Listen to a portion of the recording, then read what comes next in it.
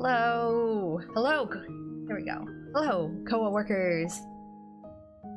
How are we all doing today? Hello everyone! Hi Medic! Hi Savon! You're on mobile, hoping it works well. Yeah, I'm hoping it works out for you guys too. I know YouTube likes to eat your messages for you both.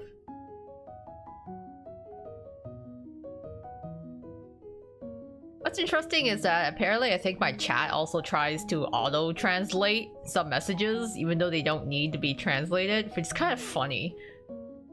Because I'm like, we're all typing in English. For some reason, at least I think we're all typing in English, but it just seems to try and translate everything.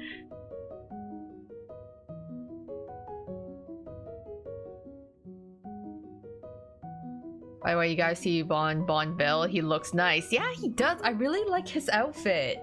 I really liked how, like, all the outfits have been brown or dark outfits so far. So I really like the fact that Ville's is more of a white color, and I really like the hat on him. I don't think we see Ville in hats very often, so I think it's a very nice look. A little scared for his groovy, knowing how well he poses for model shoots. Everyone has looked really good in their groovies, so I would not be surprised that, you know, Ville has to deliver. He's gotta live up to his name and reputation. There's no way. If everyone else looks great in their groovy shots, he's gotta, you know, one up that. Bill looks rather princely this time. He appreciates this moments. It also reminds me of one of his cards, his labware card, where he's like eating that shortcake and he's holding the fork. It kind of he's got kind of that look to him, I find. Which is to say, I'm like, ooh, he looks very good. I promise I type in English. Yeah, I don't know why. It's just like, it says that it's like translating, but I'm like, okay. Sure, YouTube. Whatever you say. The Ville fan art has been nice. Do we know what MC is helping the boys pick their outfits? One poster was happy, imagining that. I actually don't know. That's all, yeah, because all their outfits are kind of similar, right? So I wonder who's been giving out these outfits. Because, you know, the Broomkay set and the birthday suit set or birthday jacket, whatever, I know those were kind of like a school tradition, but I don't know about this one with the cafe wear. I'm like, who is designing all these birthday outfits? Where are they going to shopping for them? Is Cruel in his workshop somewhere just rapidly making all these uniforms?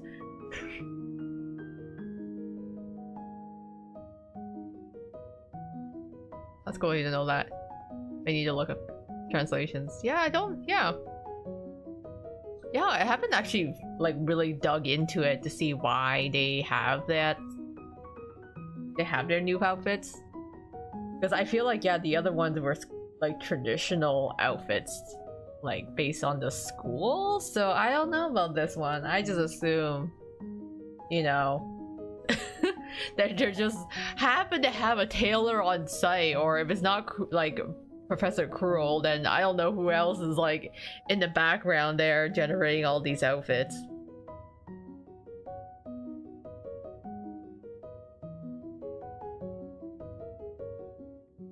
Oh cool, could be a Highline clothes company or something, maybe, because I was like, wow, they're on an island. They're in the middle of nowhere, so where are they getting all these amazing outfits and fabrics? Like, are they getting it imported from the mainland? Like, is a ship coming in with all these expensive fabrics and materials often? Who's to say? One of the many secrets. How does the logistics work in the Twisted Wonderland world?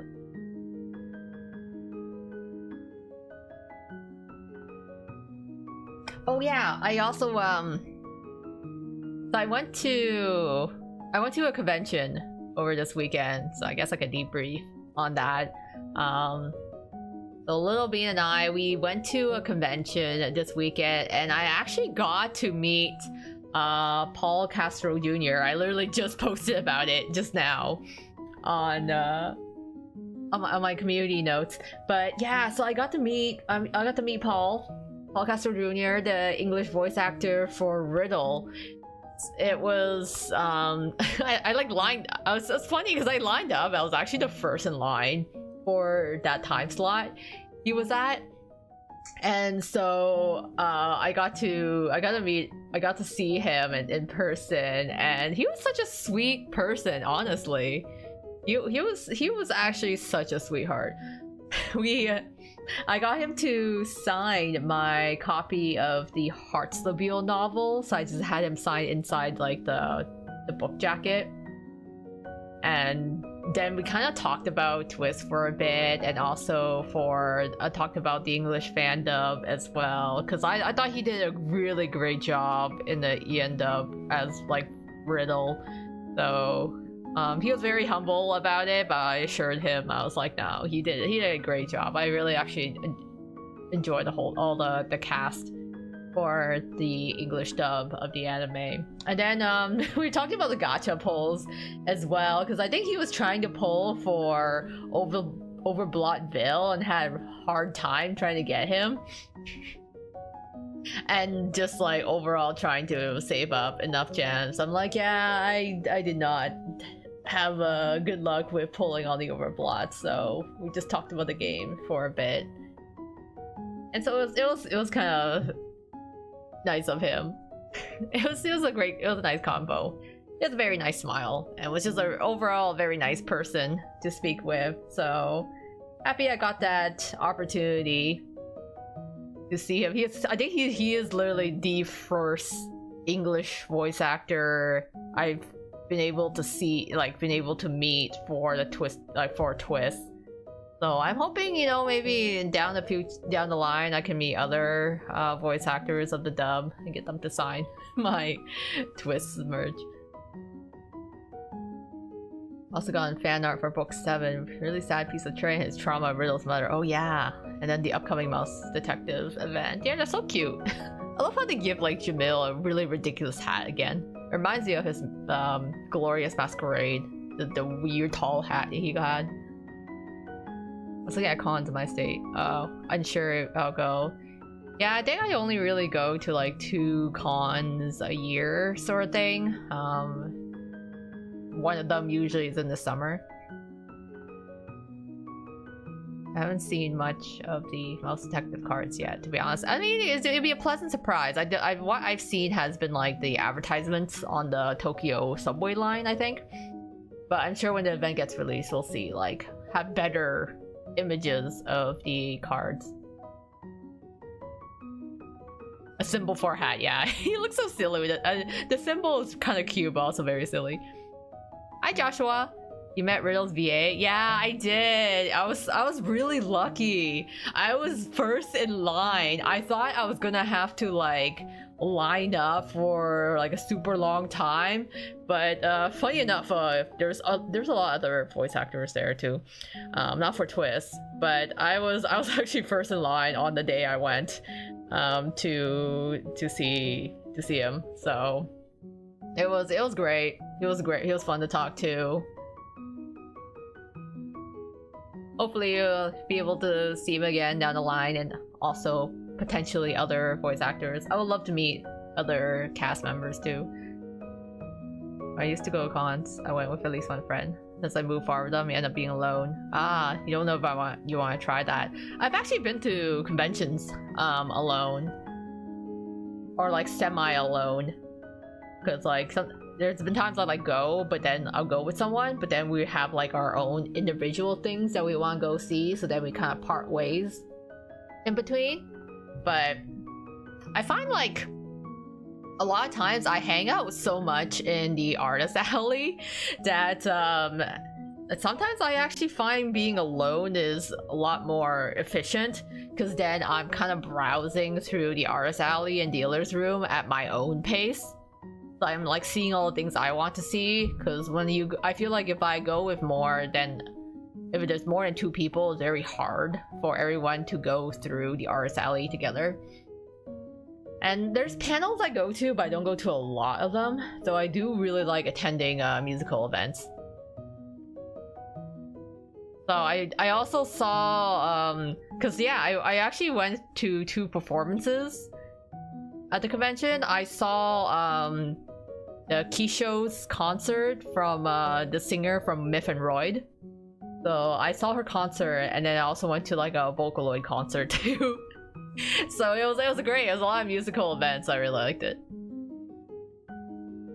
I saw only a glimpse. Can't find a post. Why do they keep giving him weird hats? Yeah. I think I could keep making fun of his Glorious Masquerade hat. Maybe it's because Jafar also kind of has like a kind of weird hat. Did you meet Lloyd's VA, Jada, or Zul's VA? Not yet. I'm hoping to that, you know, at some point I'll be able to go to a convention that has, you know, any of the Octagonal voice actors, but so far Riddle's voice actor has been the first one I've met from the dub cast.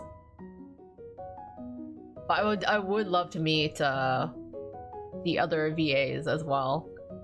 I feel like Azul's VA is probably very popular because he's done so much other series as well. I kind of miss the social aspect of the cons. Also very shy. Easier when it has a friend. Yeah, it's yeah, because like it's also, it can be hard if you go alone and you're trying to like meet new people or talk to new people. I bumped into other like Twist fans, so it was for me it's funny just striking up combos with other Twist fans or people who just got into Twist. There was actually some people at the convention I spoke to who actually just like recently got into Twist because they watched the anime. So like they saw the Hearts of Beale anime and then got curious and then like started playing. So I ended up having a convo with some of these folks, and I was like, yeah, don't worry, just play the game. Yeah, I know it's gacha, but if you like the anime, you should try downloading Twisted Wonderland and playing. So that's me spreading the Twist agenda in person. Oh, cons are also expensive. Yeah, cons are indeed expensive. That is true. That's why I only really can go to like 2 usually a year. It's really hard, especially with if there's like transportation, hotel especially. Oh my god, hotels are like super pricey. I'm not really going in big groups either, so it's not like I can really split the costs between a big group of people. I think like way back in the day I would go in like a group of 5 and I'd be able to like split hotel suite between like 5 people, but now it's gotten now I can't do that anymore because everyone's too busy. So I have to go with a much smaller group, or maybe just like one other person with me. Yeah, cons are loud and crowded, and they get claustrophobic in crowds. Oh my god. I thought crowds were pretty bad at North American conventions, but then I went to Asia. I went to Comiket in Japan, and I also went to some comic markets in Taiwan. I thought like conventions were crowded before, but oh my god. I went to this comic market in Taiwan, and it literally felt like I was being like packed as like sardines. I was like, oh my god, I can barely move through the booths because there were just so many people. Funny enough, Comiket was okay. There's a lot of people in the lines, but I went in Comiket in the afternoon. I think the morning is when it gets really crowded, but I went to Comiket in the afternoon, and it was a little better once I got inside the actual building, but it was a very interesting sight to see everyone get off the subway and just like file in this like really like compacted line all the way into like the venue where Comiket was held. But once I was indoors, it was okay. Just going past it, but yeah, the Taiwan comic market was pretty intense in terms of how crowded it was. So I don't, to be honest, I can understand the claustrophobia. We all meshed really well, so it was a smooth weekend by being cancer. Oh yeah, if you have like a group of people that you vibe with. For me, the thing in crowds that I dislike though at conventions is the smell. To be honest, I'm okay with the sounds and I'm okay with being packed, to be honest, but people are stinky. Even if it's like in the morning, the convention has literally just opened. We're like an hour into like the exhibition hall opening, and then like I'm walking around these people and people are stinky. I'm like, how are you stinky already? We just started. This is literally the morning of like the first day. How are people already smell? Like, do they just not take baths in general? Not to mention, as soon as someone like rips a fart anywhere, oh my god, I feel like all I smell is like sweats and farts in some of these places. That's my biggest gripe. That's my only that's like my main thing. I can handle to a degree sounds, crowd sights, but it is the smell that like really gags me. And like real, like that's when I'm like, okay, I need to step out. I need like some actual fresh air, cause y'all stank.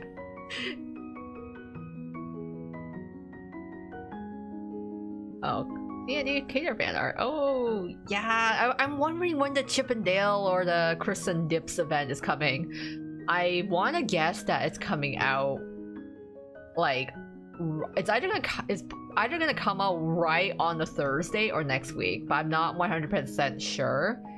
So if it's gonna come out on the Thursday, like, you know, at midnight or later in the day, we'll see. That's why I'm like waiting. I'm like, oh, I have a stream on Thursday, but I want to see when that event's gonna drop.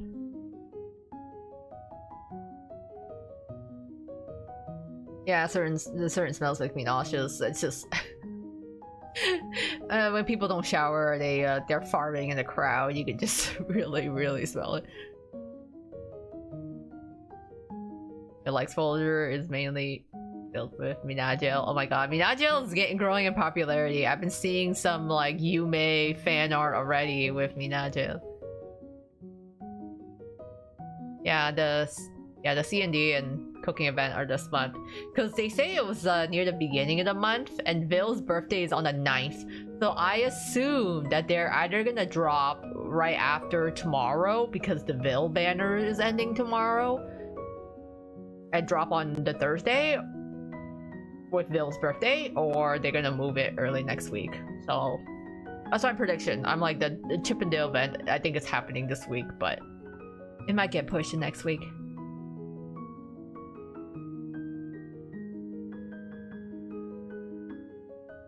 I'm the one swaying. My RNG is gonna be cursed out.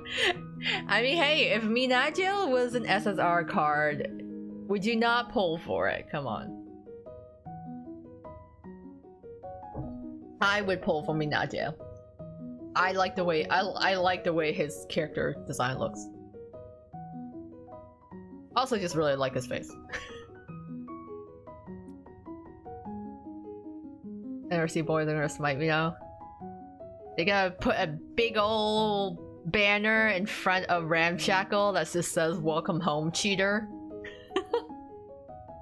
As soon as you pull on any RSA banner, that's what it's gonna be. In case, right, let's get into a bit of the game here. I think we have this is like a short visual novel, I think, titled My Sugar Deadbeat Angel. I've to be honest, I've read this title incorrectly a couple times already. But minimum knowledge of what it's gonna be about, but that's the best way to play through the game, with minimal knowledge. And our Minagio is so cute. JPR is like, they think he panicked once he had the crush. I think that's so cute though. Oh, I am weak for blushing boys. I really love it when they're like all blushy. Very cute. Not enough to sway me yet. Minagio is tempting, but not enough, not quite enough to sway me yet. Oh yeah, I forgot I like tested this game. I think her name was actually Inori. So I'm gonna stick with Inori instead of calling myself Koa.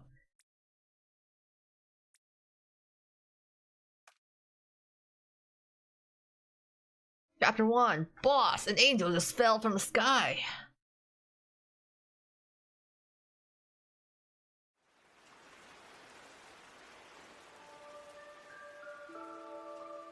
Or let's talk about wanting to marry someone he loves. He's also very shy. Cute. Oh, that'd be such a moe gap though. To just want to marry for love, but also be very cute when he does have a crush.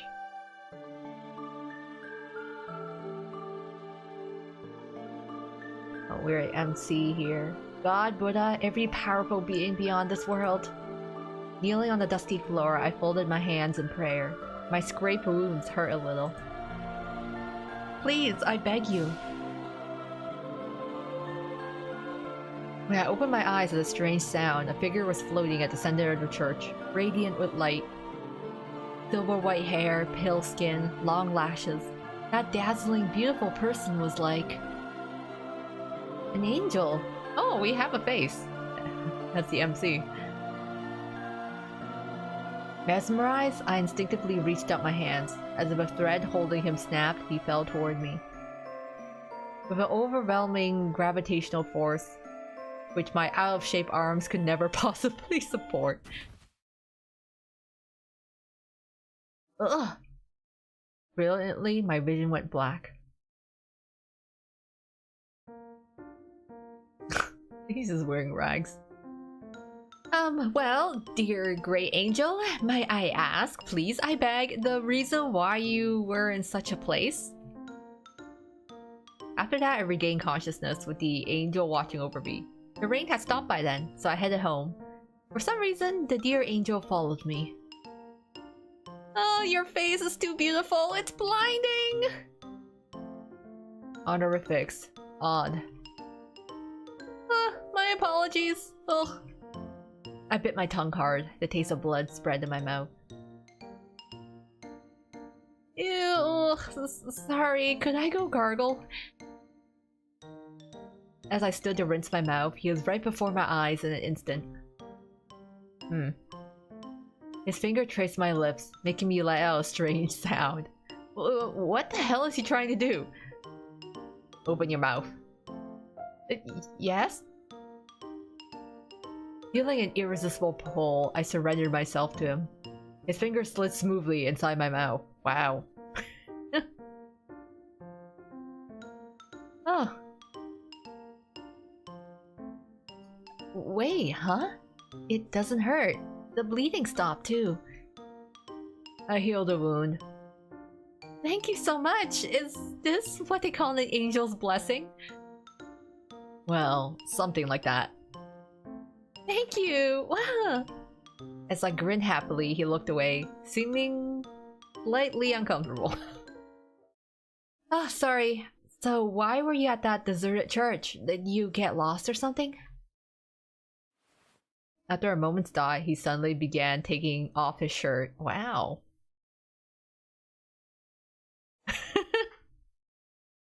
What is happening? Why is it so quick? Yeah. No time to waste. Our angel, yeah, an angel fell from the sky and he just followed us home. I don't know why he's in rags. I don't, maybe he fell on a couple of branches on the way down. Whoa! Shut up. He turned his back to me and on his shoulder blade. There was a wound, dark red and ulcerated, like it had been burned cleaned off. It looked excruciating painful, and I lost my voice. Oh my god. I'm Oliezel. Oh my god. I'm Oliziel? Oliez. Oh my god. Olieziel. While flying, my wings broke, and it'll take a little time for them to grow back. So if I could rest here, that'd be a help. He said this, looking a bit downcast. Somehow you resembled a little bird fallen from its nest. Okay, so I guess he just, snagged on a couple things on his way down. Yes, sure, please rest here. Huh? Are you okay? Such an immediate answer? It's fine, you healed my wounds. Besides, I'm so happy to meet you, dear angel. I want to stay with you a little longer. I'm just so overwhelmed right now with surprise and delight that angels really exist. I've so hit my limit. You've hit your limit? Yes. Angel Olieziel? Just call me Ollie. And no need for honorifics either. You're gonna bite your tongue again, huh? Wine. I love how it's like she verbalizes wine.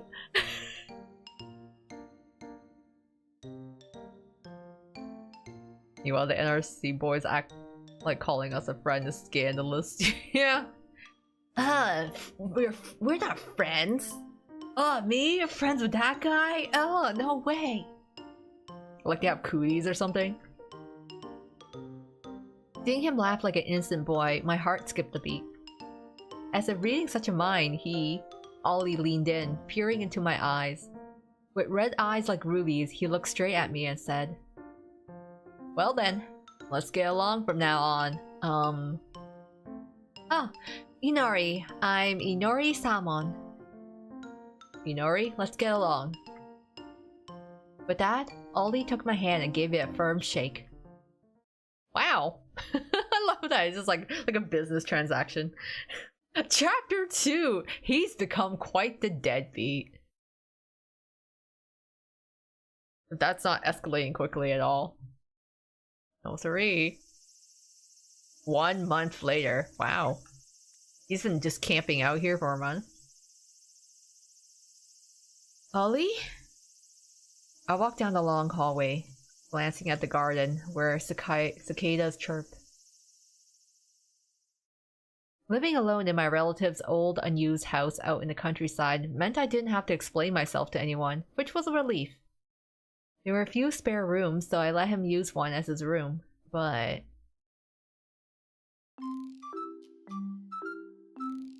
you're just lazing around again! Come on, Inori. It's a good part right now. Don't interrupt me. Yes, he had splendidly degenerated into a complete deadbeat, relying on me for everything, from living expenses to housework. You say that, but all you do is play games all the time. It's summer vacation, but you can't just play around all day. That's got nothing to do with me. Only you has a vacation. Seriously, why do humans have to push themselves so hard they need time off? Just help out with the housework a little, okay? Man, I wish a house lined up my lap that easily. Yeah, just, it's like, like, man, why can't some rich relative that I'm unaware of but is actually secretly a multi-millionaire pass away and leave everything in their will to me, including their estate? I was just about to do it. People who don't plan to do it always say that. And where did you even learn that phrase? Oh good, he's not listening at all. But honestly, 2 people's worth of housework is pretty tough. I get fed up with you just lazing around all the time,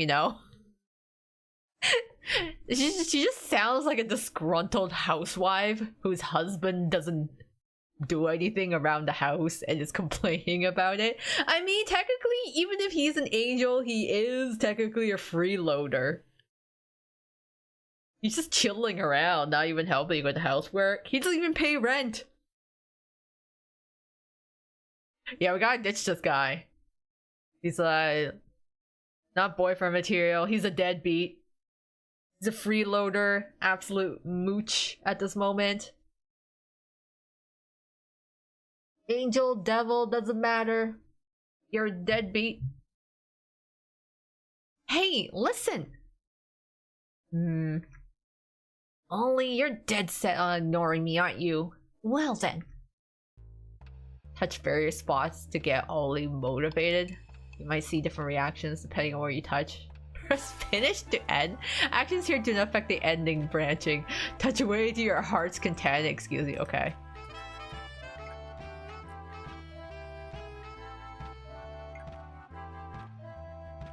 Is there rent if the house was ditched? If not, are you more envious? Yeah, I guess she doesn't play anything. I'm gonna catch your feet. Tickle, tickle!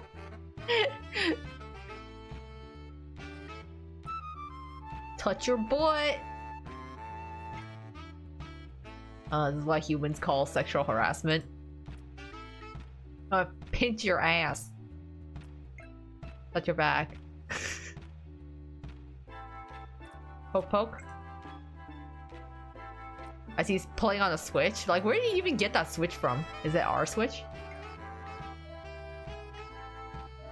Come on, touch. Don't do that. He doesn't care.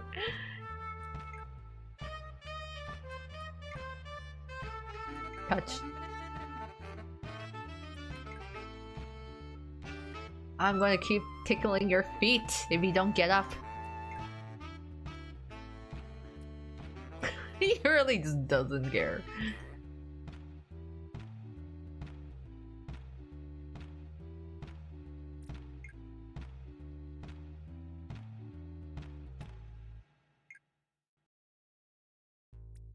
It's like poke, poke, poke. I like it's just like, yeah, you can just feel free to poke him as much as you want.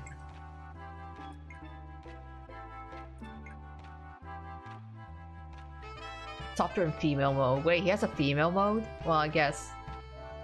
Winged beings are hermaphrodites and can become either. Oh, damn. Okay. So I guess he could just change his body at will.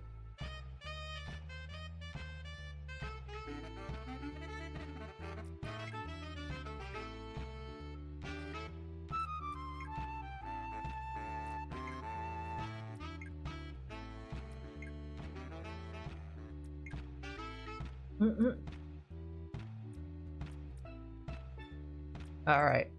He's clearly not getting up. Hey, if you don't stop now, your big sister is gonna get mad. Big sister. Suddenly he stood up and straight and approached me. Feeling a little scared, I took a step back. What? Twack. Yeah! Ollie flicked my forehead, and I let out a startled yelp. He grinned triumphantly. What a pathetic face. Oh. While we were doing that, the intercom rang, and a voice came from the entrance. Hello, Yagawa Transport here. Can you get it? I'm busy with my game. Oh wow.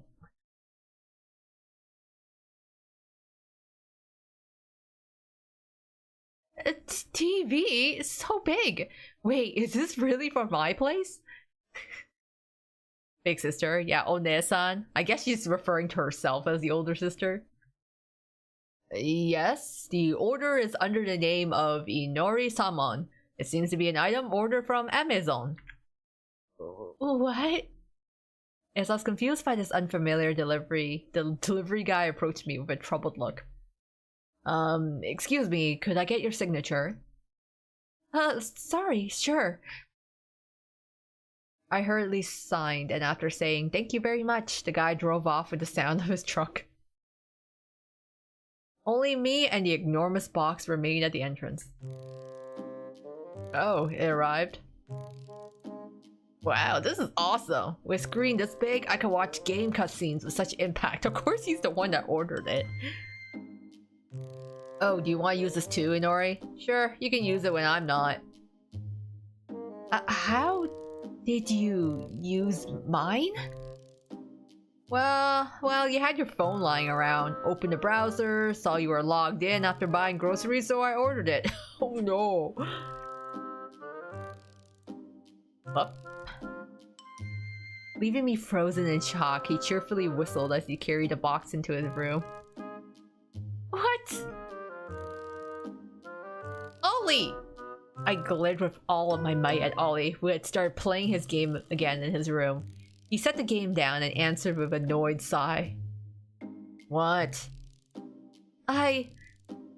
Reason with words or take away the game. I mean, some things, we just take away his game. It literally feels like your little brother or ungrateful son that just doesn't listen to you. Yeah, what a moocher. Just toss about to the curb. Take away the game. Hey! Confiscated! Stuff like this! Huh? I don't think that kind of force is a good idea. It's fine. You won't listen unless I do this, right, Ollie? Damn, whatever. Hey! I was shoved forcibly into the hallway. Closing the sliding door behind me, Ollie muttered. Forcing people to obey you is just empty, Inori.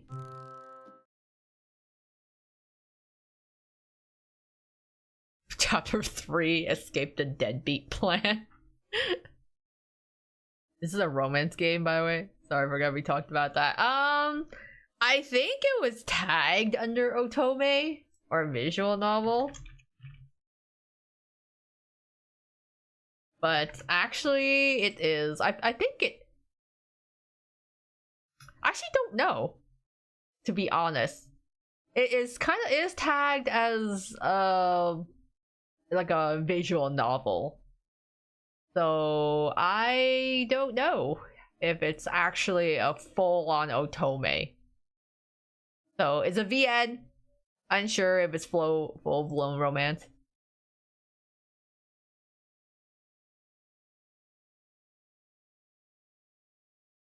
Maybe it is, maybe it's not. I guess we'll find out. Ollie! Huh? Let's go out today. Someplace like the forest park will be fine because there's hardly anyone there. What a drag. Lazing around the house too much isn't good for your health. Besides, you've been shopping online every day lately, right? At this rate, my savings might dry up, so... That's what you really mean, isn't it? Okay, Savannah, no worries. Defeated, I turned to leave, but a voice called after me. What's that? Oh? His gaze fell on a paper bag hanging from my hand. I thought you might need clothes if you were going out. I bought some the other day. It feels bad making you wear only my t-shirts. Okay, now you feel called out. We don't shop online. You're working. I do shop online, yeah, quite a fair bit. But it's just like, I'm mainly just like buying I'm pre-ordering anime merch. Or just like, yeah, just merchandise most of the time online. Or I'm like, just buying other like random trinkets, to be honest. Sometimes I'm like, yeah, I just want to just gonna buy myself a little treat. No worries. Did you pick them out, Inori? Yeah, I did, but sorry, it would have been nice to go shopping together, but you didn't have clothes for that. I'm going. What? To the forest park. We're going, right? Thank you. Thanks to the clothes, maybe? Welcome back, Savon. The flow of people passing by, the voices of children and dogs. The park, which should normally be deserted, was packed with an unbelievable number of people, far more than I'd ever seen in the countryside. Didn't you say there'd hardly be anyone? I'm sorry. A banner saying Summer Doggy Festival caught my eye. Seems like an event just happened to be going on today. This park is usually so quiet and empty. Why only today? Anyway, we shouldn't get separated. How about holding hands? What? No way! I can't do that! You don't want to, we can find another way. Look, they're just selling collars over there. Please, just hands. Walking hand in hand with Ollie through the crowd. The slightly closer distance than usual makes me feel strangely dazed. Why does he look like he's going to a funeral? I guess she wanted to make him look cool, but I'm like, this seems like this is the summer. I'm like, I'm pretty sure summers in Japan are pretty hot, so he must be baking under those layers. Red hair? Your hair texture is super coarse.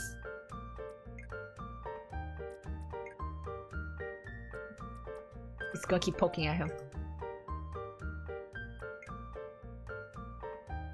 Touch, touch, touch, touch, touch.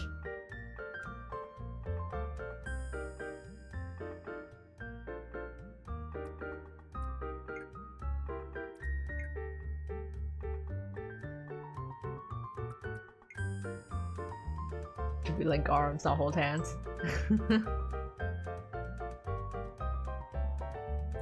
Yeah, maybe. Well, I mean, maybe she's just trying to make him look cool with his white, his albino looks contrast with the dark clothes.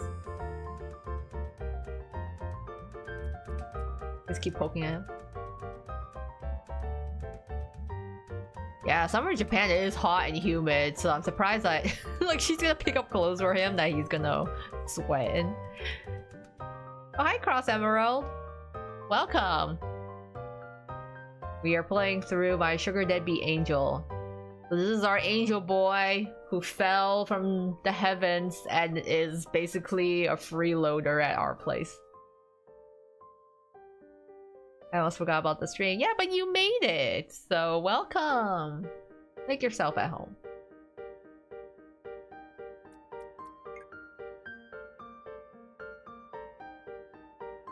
Got decent muscle tone. Our power doesn't depend on muscle strength though. If I go all out, I could crush a concrete block. Wow!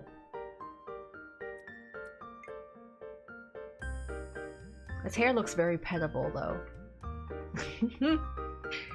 What platform is it on? PC. So this it's a visual novel you can get off itch.io and you can download it for PC. The ones with green eyes use have bad personalities. Oh, okay. Red one's secret.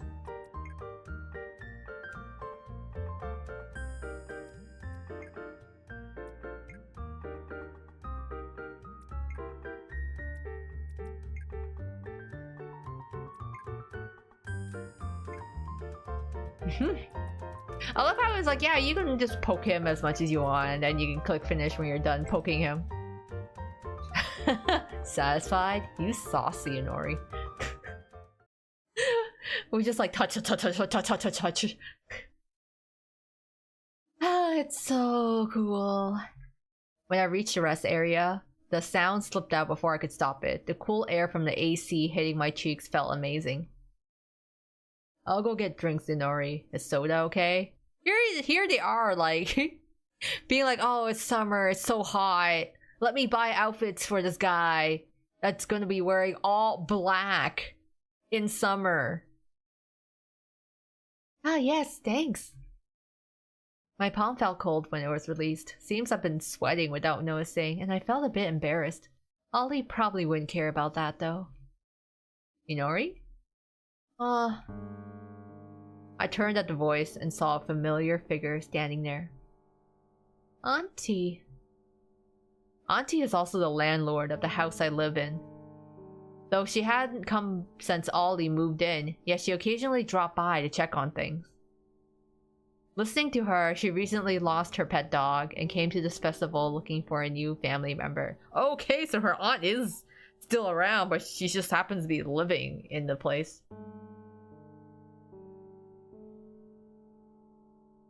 Sorry I haven't been able to come by lately. With what happened to the dog, things have been a bit hectic.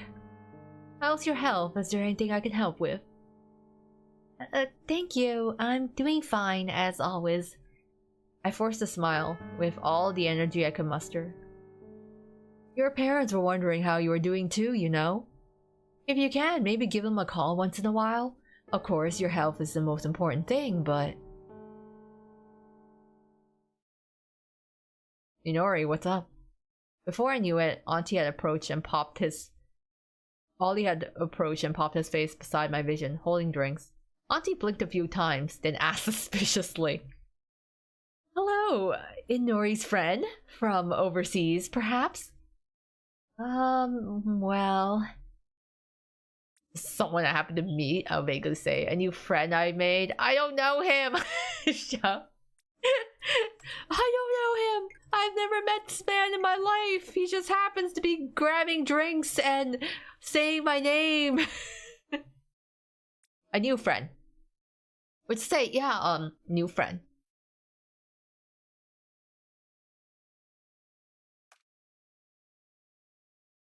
Yes, a new friend I made. Well, fine. You're at that age, Inori. I won't pry. With that, she chuckled meaningfully and said goodbye before leaving. Was that person your enemy? What? No, she's a relative. My aunt. Don't worry about it too much. Come to think of it, you said friend.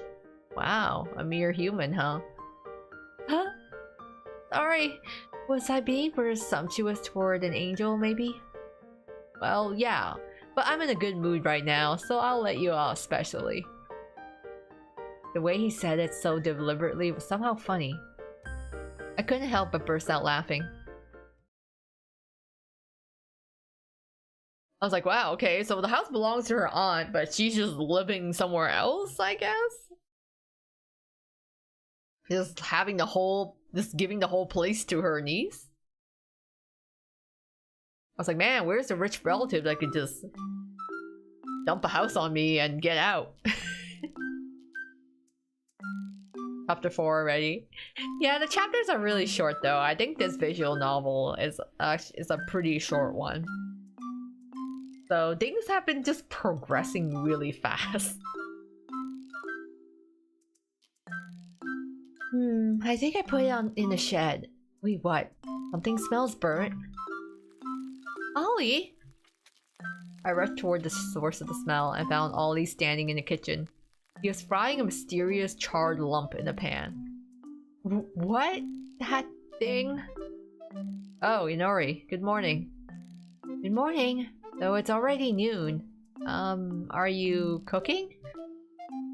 You're so excited watching those TV suites the other day, right? I thought I'd give it a shot too. But finally, my steady efforts have borne fruit. God, I thank you. Well, I tried burning sugar and ended up with something disgustingly awful, so I think I'll quit while I'm ahead. Seems I'm not cut out for this. Burning sugar, that's a power word. God, looks like I got a long road ahead. He's just ruining your pans. Ollie, what do you want to make? Pancakes. Pancakes! Got it. I pull out my phone and tap the search bar. Okay, look, there are videos showing how to make them like this, so watch and try to copy it. No need to rush. You know, in a way, isn't this like a game where you gather ingredients and create something? Well, come to think of it, maybe. I handed him my phone. playing a comical recipe video complete with sound effects, and Ollie started watching intently. It's like trying to bribe.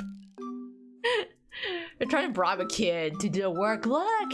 Isn't this just like your video games? You just have to gather all the ingredients and then you just complete the quest that way. Such intense focus. Maybe you could become a pastry chef someday? No way, I'm not human, you know. What about you? Is there anything you want to be? Like what humans call a dream? A dream? If it's something I want to do, maybe there is one thing. He's so condescending, I want to punch him in the nose. Yeah, he is. He kind of does snub his nose at us. I mean, maybe because he's whatever an almighty angel, but it does rub off the wrong way. Not gonna lie, that'd be my strat if I had kids. Just use gaming terminology and Fortnite logic or Minecraft. It'd be like, oh my gosh, this is just like your Minecraft. You know, you're just building things. You're gaining experience points. So it starts sounding like like those like out of touch boomer parents trying to relate to their kid.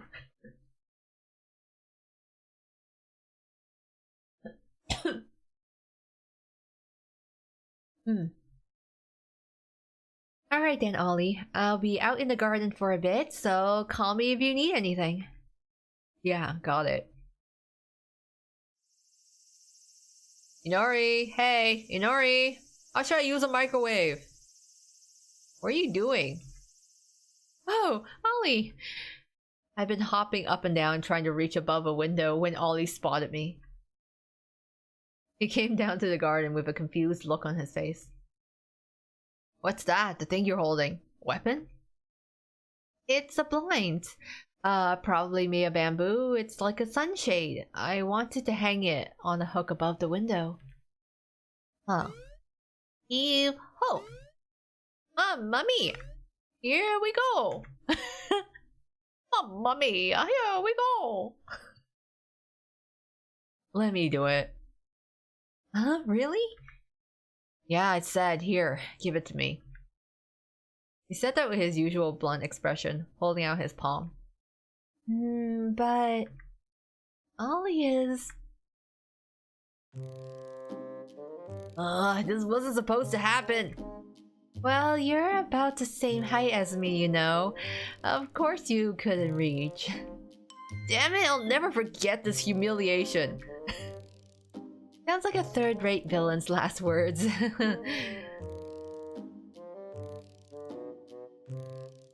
The Mario reference. Welcome back, medic. Yeah, he's actually doing something instead of gaming. Oh wait. Oh wait. Okay. Lift your arms a bit more. Don't worry, I've got you. I was being piggybacked by Ollie. My whole body was trembling. Now the only thing supporting my weight was Ollie's arms wrapped around my thighs. See. Phew, we did it, Ollie! Ah. Trying to speak to Ollie, I looked down for the first time. The unfamiliar world this height flooded my vision, and terror washed over me all at once. Nori! When I woke up, I was lying in the futon, and Ollie was fanning me with a hand fan. It finally came to. Seriously, if you're afraid of heights, just say so. I caught you, so it's fine, but it was pretty dangerous. Sorry. Ollie turned away, pouting. Did I do something to make him mad? Are you mad about something? No, nothing.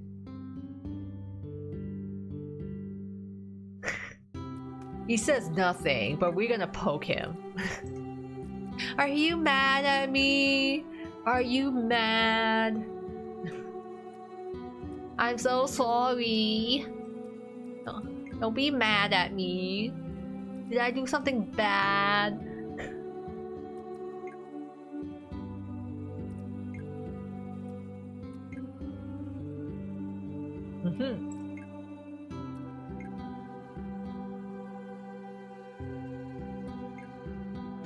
Yeah, we just gotta keep... I keep poking at you. You think if you act all clingy like that, I'll always give in? Maybe?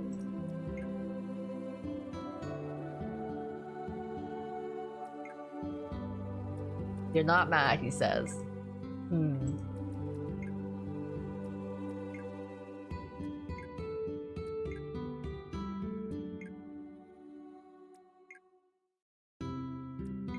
It's like, alright.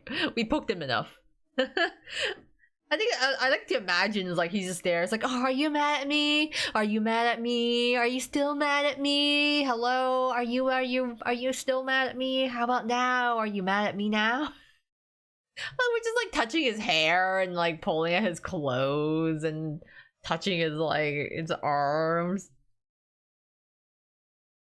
His mood seemed to lift a little, and Ollie began speaking bit by bit. I'm not human, so I can't speak gently, and no matter how much you call me a friend, I might be a scary presence to you. But you know, at least with me, you can say when something's hard for you, or when something's unpleasant.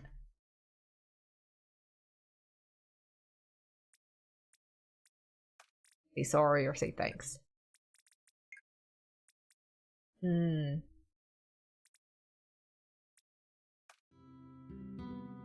I'll say thanks. Ah, this person, this low angel is... Thanks. I should probably apologize in a situation like this, I thought. But somehow I felt ticklish. I couldn't help but laugh. What? No, just... Sorry, I'm fine. Someone who talks like she's a big sister. All the poking makes me think of a kid. Yeah, it's just like when you're like poking at someone, you're like, come on, are you mad at me now? You're not fine, right? Huh? Ollie looked me straight in the eyes and said, humans are weak. It's okay to have times when you're not fine at all. So when you have those times, call and tell me. I hate it when you end up messed up without me knowing. My throat grew hot. Following that heat, I said, yeah, thank you, Ollie. It's like, oh, maybe he's not such a bad guy, you know? You're like, okay, maybe he does care.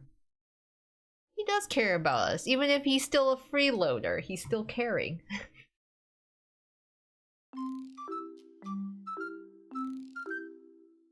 Or, you know, we managed to convince him. A little time passed and Ollie gradually started helping out around the house. Oh my god! Improvement! Surprisingly, he got hooked on baking and occasionally makes treats for us. They tend to get a bit burnt though. Inori, sugar. Here. Inori, flour. Here. What? Nothing. Just thinking you're really getting the hang of servant duties for us. With a satisfied smile, Ollie began mixing the ingredients with a whisk. The pleasant sound of whisk scraping against the bowl echoes through the room. I was getting thirsty, so I opened the fridge to get some tea. Since Ollie uses food, we were running low on supplies.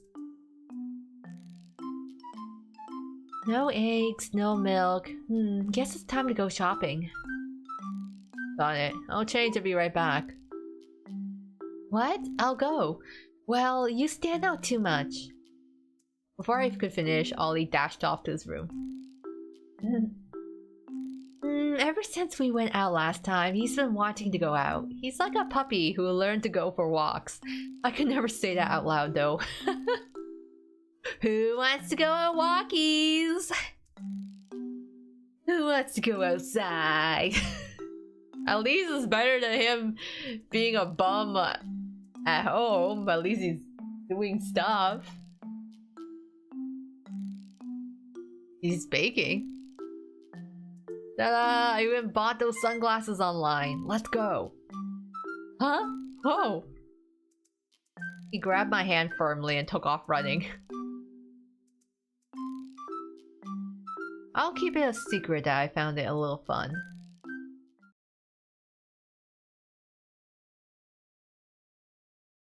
I love his sunglasses, trying to make him look like a cool guy.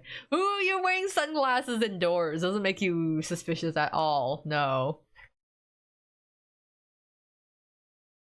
I feel eyes on us somehow. Enduring the faint sense of gazes, I walked through the supermarket with Ollie. In a countryside like this, Ollie's outfit was pretty eye-catching. I'm like, girl, didn't you get this outfit for him? Aren't you the one that dressed him like this? Minus the sunglasses. Oh, he looks like Gojo. You need to be a bit more blue, I think. Ollie, could you take off your sunglasses? Well, everyone's stares are kind of embarrassing. Are you serious? Ollie looked a bit reluctant, but he took them off. Phew, I let out a sigh of relief. Hey, yo, Inori! Looks like you're getting better! My shoulders jerked reflexively. Hearing that familiar voice made my heart clench painfully. Ah, Kashima. Long time no see! You look a bit thinner? Just kidding, haha. That creeps Hori gave us a ton of homework again today. Oh, remember him? Math teacher Hori? We can't rely on your notes now, so we're all freaking out. This is bad, right? Hey, Inori, what do you think? It's bad, isn't it? Just as I forced myself to speak, needing to answer, a white hand blocked my vision. I was pulled in abruptly, releasing my tension. Don't assume Inori's answer, she's confused. Ollie? Huh? What's this guy? Wait, holy crap, he's super handsome. Inori, what's this human to you? I'm Inori's friend. We've been in the same class since April and hit it off right away. I wasn't asking you. Huh? Pissed off. What's with this jerk? Inori, tell me. My throat tightened and I couldn't get the words out right away. Glancing at me like that, she spat out, looking annoyed. That's why you were suddenly vanished from school last month. You were busy flirting with this guy, huh? Seriously? I kinda respect you now. Stop, please. That's enough. Before I could stop her, Kashima continued. Hey, how long do you plan on skipping school? Chapter 6. I was. Yes. Just, running into the school bully. Oh no, well, we got the flashback. Both my father and mother fought constantly when they were home, so neither of them spent much time there. When I was little, I tugged at their clothes, begging them not to leave me behind, but they brushed me off, and eventually I stopped.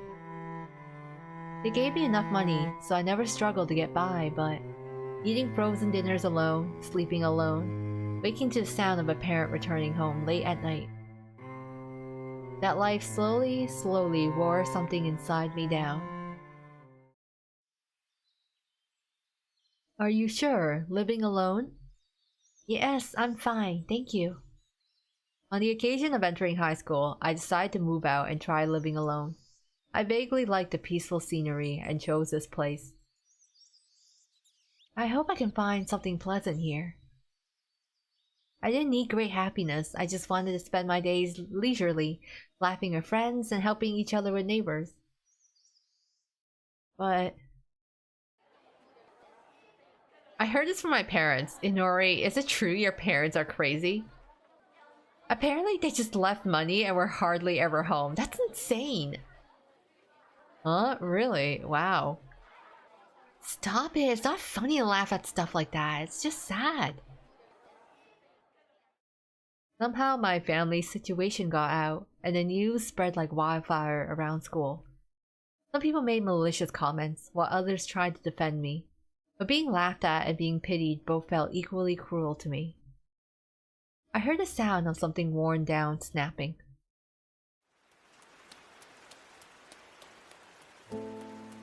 And so, toward the end of spring, a little distant from summer vacation, I headed toward that church, clinging to it as my last hope. I was used to having my will trampled on, so it didn't hurt anymore. But I was just utterly exhausted. I was utterly exhausted living in a world like this. I just wanted to stop living.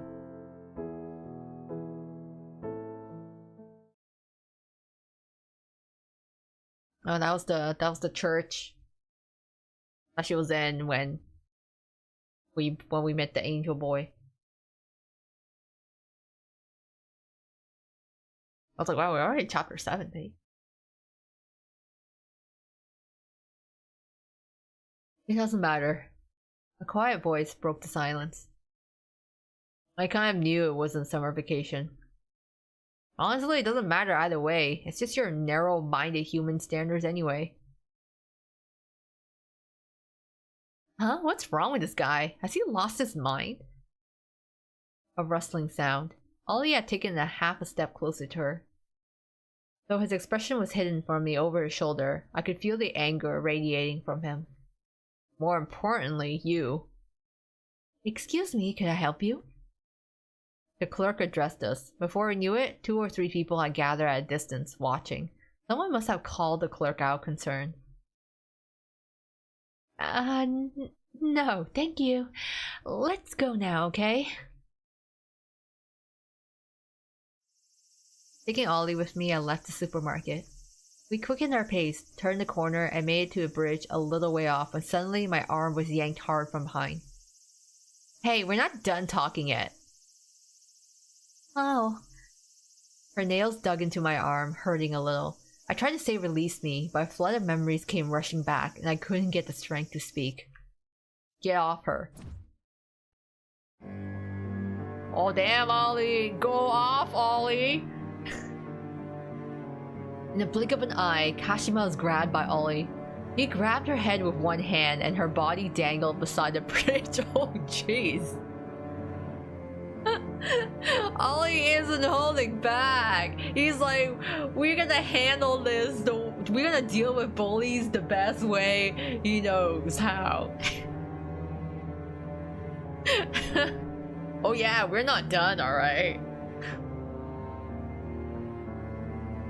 What's happening to me?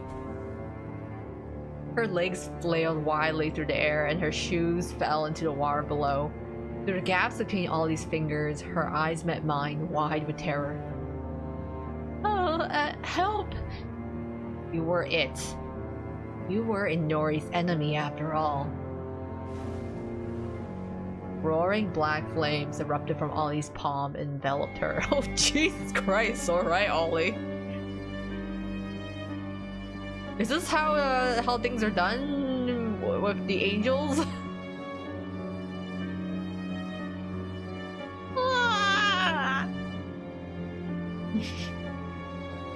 At the same time, a translucent sphere had enveloped us.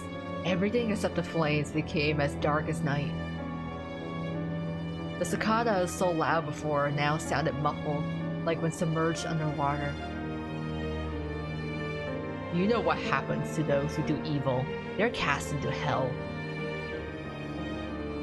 Angels rock their wings, turning into devils, and humans become slaves forced to toil for eternity. They spend eternity screaming, just kill me, while blood gushes from every orifice in their bodies.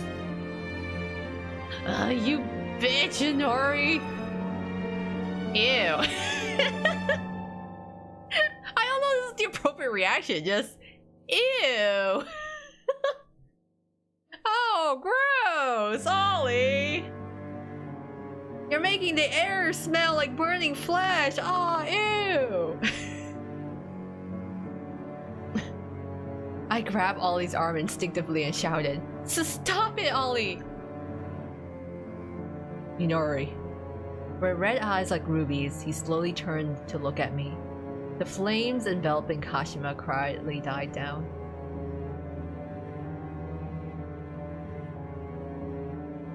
Why? Why are you taking this guy's side over mine? You're being way too nice. No, that's not it. It's just...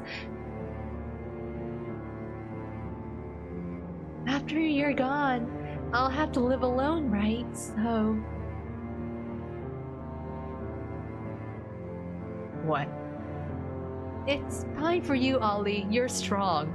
You can talk back if someone tells you off and you won't be scared. But I can't stand it. I'm scared.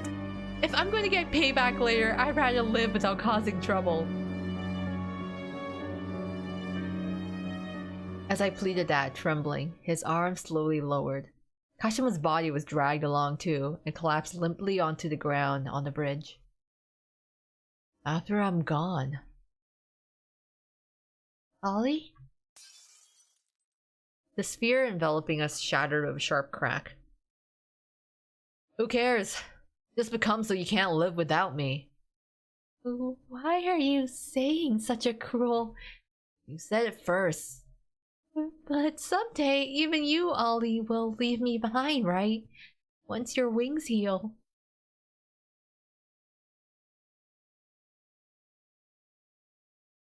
Got it.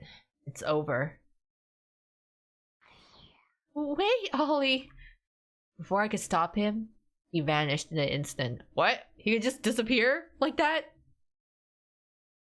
Is the cage next? Oh no, I don't think we're going yandere now. Not the cage.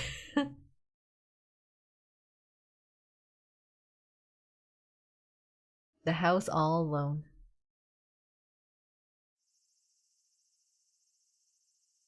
Stay first. I got home and plopped my bag down. The smell of tatami mat steamed by the heat fills my nostrils. After what happened earlier, I met someone's gaze from afar. They looked like they were about to come running over, so I hurriedly left the spot. When I peeked back from behind cover, I saw they noticed Kashima and called an ambulance, so she'd probably be okay. I want to believe so. Yeah, she'll be fine. Will she be traumatized for life? Potentially. But that's not our problem right now. Make it so you can't live without me, or maybe raise an eyebrow. Yeah, it's like, that seems kind of possessive thing to say. Like a lot of those male leads in those Asian dramas that you're like,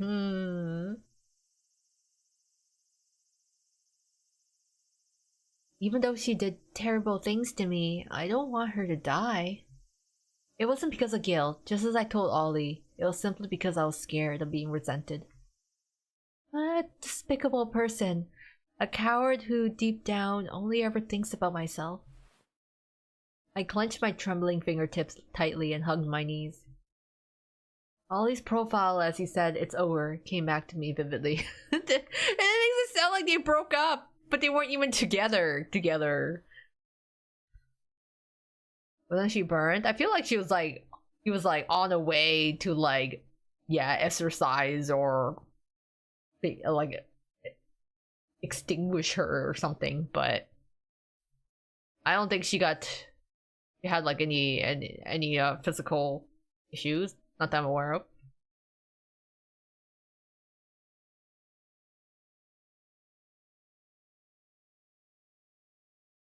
I'm ending this before you even start. Yeah, it's just like, why does it sound like you're dumping? Why are we breaking up? We weren't even together. Hunger woke me up. How much time had passed? Before I knew it, the sun was starting to set.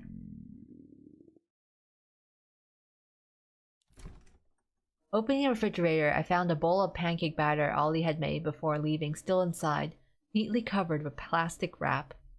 Even though he just brushed off my warning the other day with a half-hearted yeah.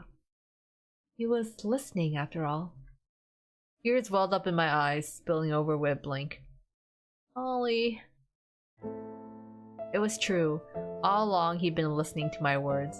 He listened to what I said, asked about my feelings. He gave me what neither my father nor mother ever did. When we went to the forest park, he stopped asking about my aunt, though he probably knew I was hiding something. When I fainted, he scolded me tenderly, though I'm just a servant human who's only been with him for a short while. He could have just left me be. Oh. Well, I cried out loud, embarrassedly so. It was the first time in my life I'd cried like this.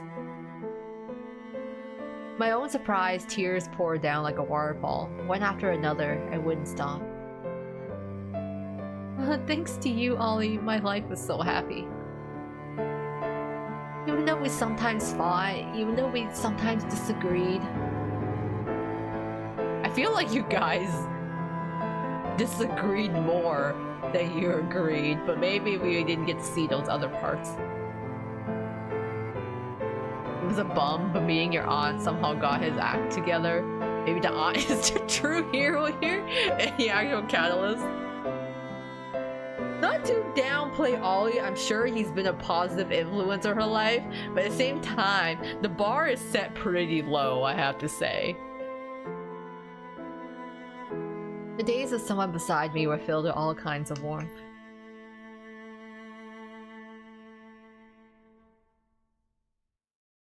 So much so that a world without that felt terribly empty.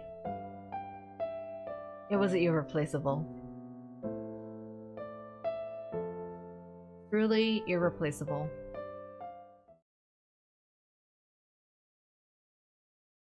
Oh, and now on chapter 9. Damn.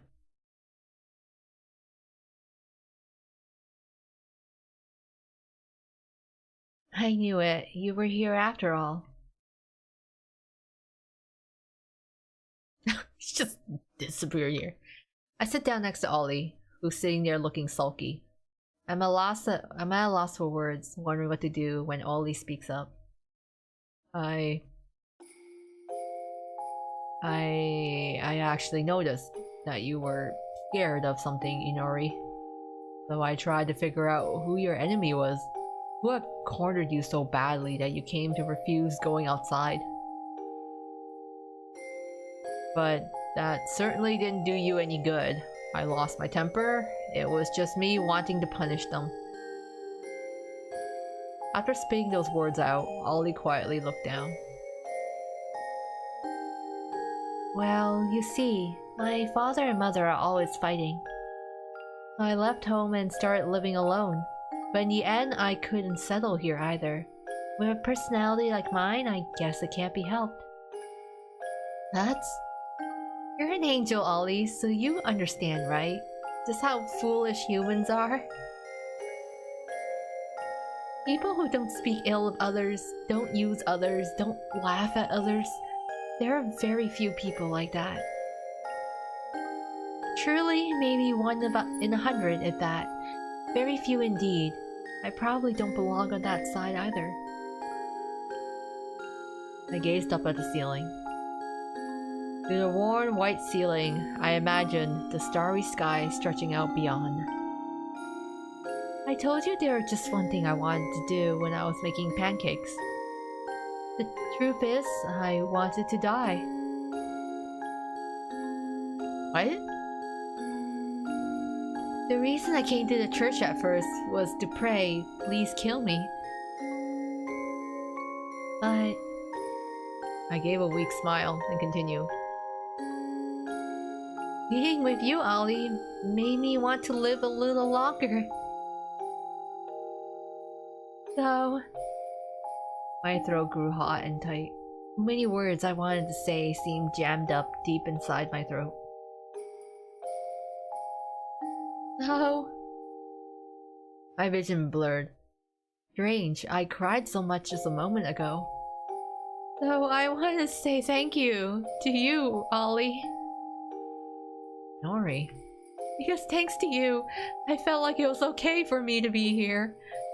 Every day was so happy, and I realized for the first time that living could bring such moments. A large cool hand gently stroked my back, as if something inside me had broken. Tears streamed from my eyes and wouldn't stop. Okay, if that girl's injured or dead, we're so dead. But yeah, but who would believe her? Imagine you're telling people like, yeah, that guy picked me up by my face and head and dangled me over a bridge and then black smoke came out his arm. Like, people are gonna think you're the Lulu. Especially when he's like, doesn't look strong, but he is strong. Then, after I cried myself and calmed down, Ollie opened his mouth. His voice alone echoed quietly in the church, just the two of us. I also have one thing I need to tell you.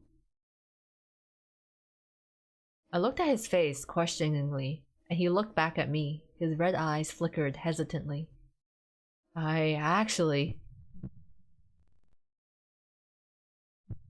A thudding shockwave hit me. It pulsed continuously, emanating from Ollie. Ugh. Ollie, what's wrong? My wings. Ollie laid on the floor, writhing in agony. His back began to swell, making cracking sounds. Don't look, Inori. With a flapping sound spread out before my eyes were not pure white wings, but pitch black wings.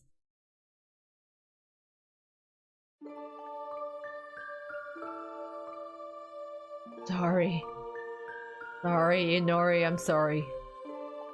I'm not really an angel, I'm a devil. With a face on the verge of tears, Ollie continued speaking, as if confessing. I invited Kuro to my dorm. He's just judging everything except his own set. That's because, you know, his set is obviously peak taste. And he's a devil. The devil's energy source is human souls. That is, hearts. That he was cast down to the human world because he was a failure, unable to steal human hearts. And that humans whose hearts are stolen by devils are taken to hell upon death, where they are forever enslaved by that devil. Even so, since I couldn't return to hell without stealing a human heart, I tried again and again. But I couldn't do it, no matter what, I just couldn't. Even when my fellow devils mocked me, even when my wings were taken and I was forced to crawl on the ground, I just couldn't bring myself to do it. So, Inori. Looking at me, Ollie smiled with the gentlest expression I'd ever seen and declared, "Please don't let me into your heart any further. Please don't love me." Wow, I'm gonna say, I got it! Or I can't bay it. Oh. Do we go straight to hell? If we say I can't bear it, are we going to like super hell? Are we going straight to EBDB? Huh, wait, this means he may have actually burned that girl. Yeah, Mike, if he's the devil, not an angel, yeah, I don't know. I feel like, is the other girl okay? Need to redecorate your guest room into us. There's so many outfits all over the floor. It's more like a clothing shop. Yeah, it's like, well, you want to collect all the limited time event outfits, right? And then you just like, you need to store all of them. Or sometimes I want to have enough points to level up the room. I just buy more outfits. Okay, let's just say I can't bear it. Too bad, Ollie. We go to hell together. I can't obey it. Nori. Because if you can't do that, you can't go back to hell, right? You'd be stuck in this human world forever. That's fine. If you're happy, Nori, life here isn't so bad either.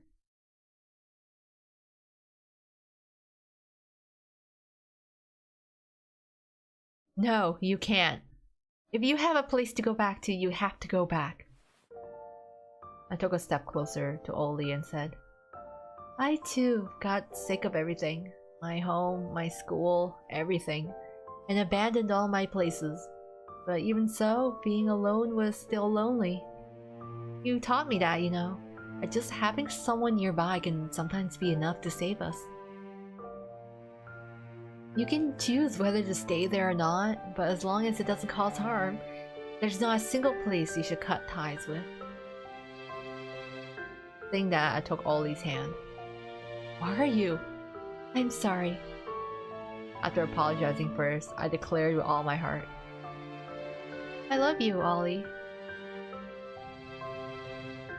In that instant, a pattern appeared where my heart lay, radiating a dazzling light. With a pain that felt like my heart was being squeezed, my consciousness was swallowed up into that light.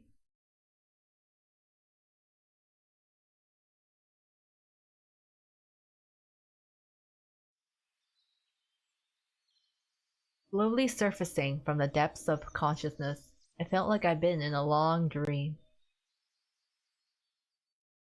Glancing sideways from the futon, I saw him sitting right beside me, holding his knees and burying his face. You may be a bum devil, but you're my bum devil. For some reason, I reading that made me think of Chainsaw Man. If we have, you know, all the different devils in Chainsaw Man, there's gotta be one called the bum devil, right?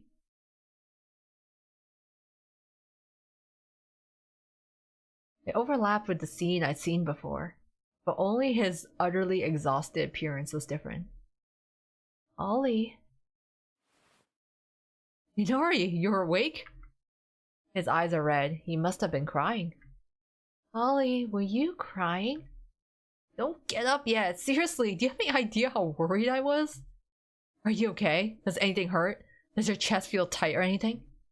No, nothing feels wrong. Ah, damn it, you. The contract's messing with your soul's vibrations, making them unstable. I thought you might just die right there.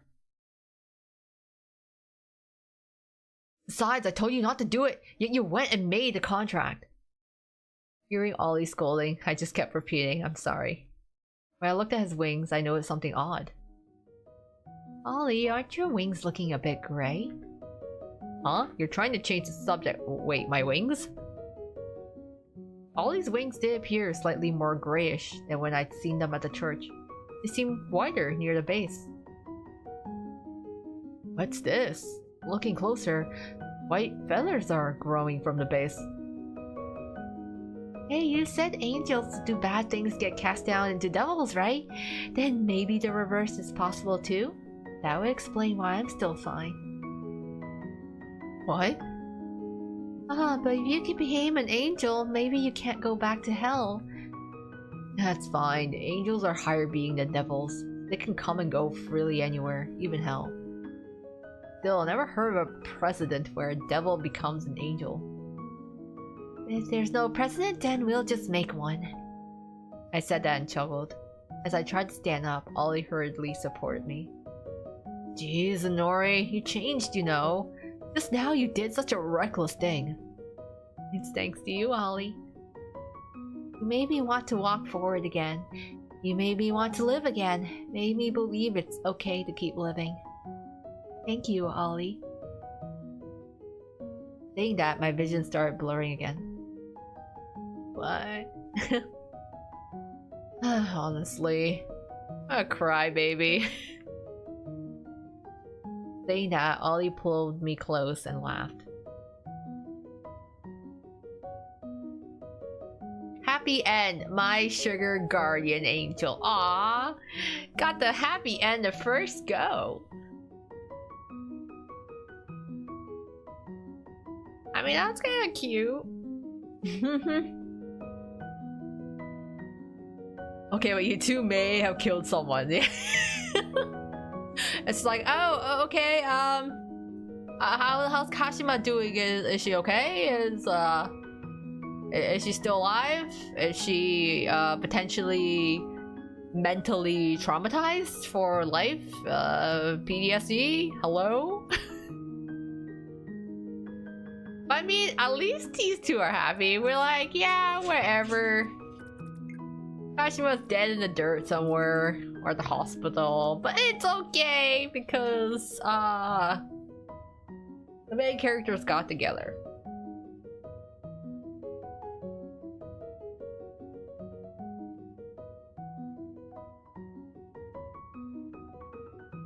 Here's all the credits. Let's see what I think there's multiple endings. So let's see what the other endings are.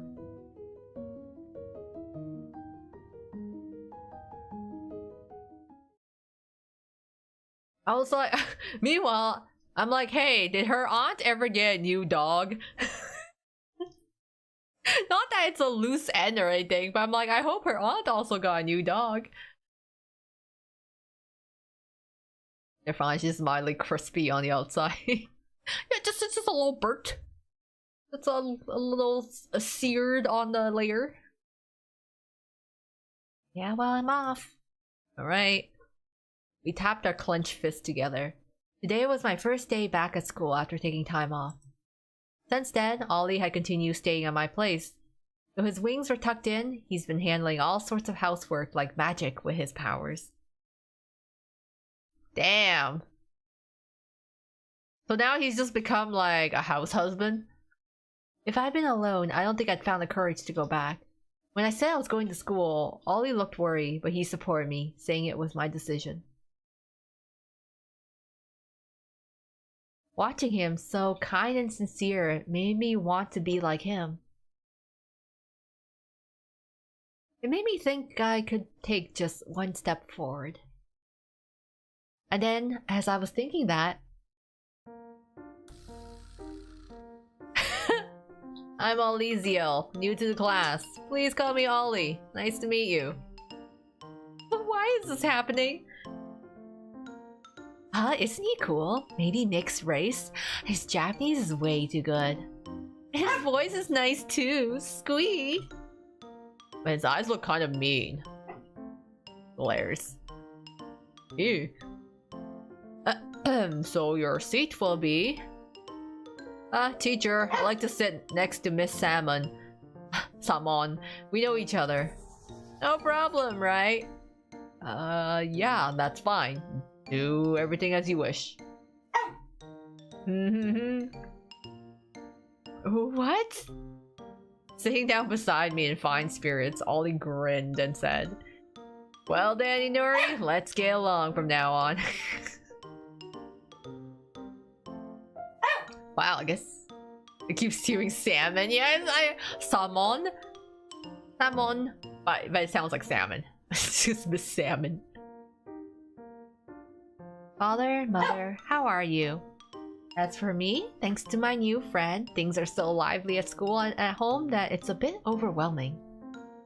I have so much I want to talk about, so I'd be happy if we could meet when I come home.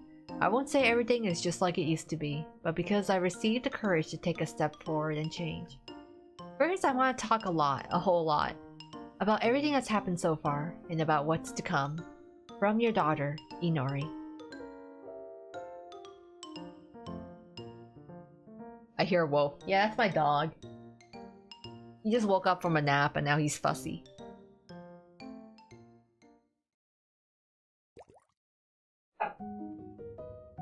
Puppy. I love it. So he's just like, he's not really a deadbeat anymore then. He just decides he's gonna come to school so he can watch over us now too at the school. We're friends in quotations, even though she literally confessed her love for you. We're still friends. What's he doing, Make? Oh, that's so cute. Graphics. Oh. Couple CGs to get. Profiles.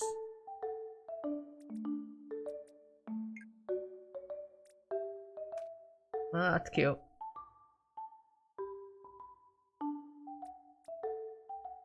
Oh yeah, this was just like the overall profile. He has a habits of stuttering, reading people's expressions. He's the type of sensitive to the subtleties of others' emotions. Oh yeah, it's basically just like recapping what we learned about her. After the happy end, she started going to school again. She later reunited with her parents, but then Ollie burst in, unable to stand by and watch, and things got a bit messy, or maybe not. Okay, so she did go to with her parents, but then like Ollie just like came in. Like imagine you go home, and your daughter comes home, and like you haven't talked to her in ages, and then this random boy is with her. It's out of nowhere. Likes tidying up animals. Dislikes exercise and interacting with people, and tomatoes. Why tomatoes? Come on. Don't hate on tomatoes. Self-proclaimed angel who fell into the church. Actually a devil. His power is weakened, but he can still use low-level magic. He has a strong will and clearly says no to things he dislikes. He's far too kind-hearted for a devil, so he was a failure in hell.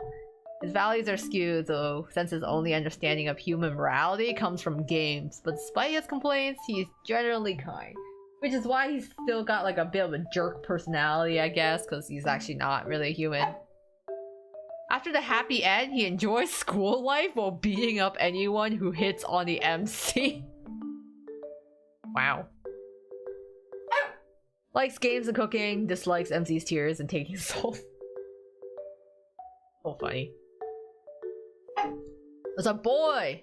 Just like return her feelings, then you're gonna she literally confessed to you, and then you're here beating up anyone who hits on her. Don't hit on my girl. Even though I don't see him taking things official with her. I'm just saying. He didn't exactly, you know, return the feelings. Or maybe he's just too tsundere to do so. Oh, hold on, give me a moment.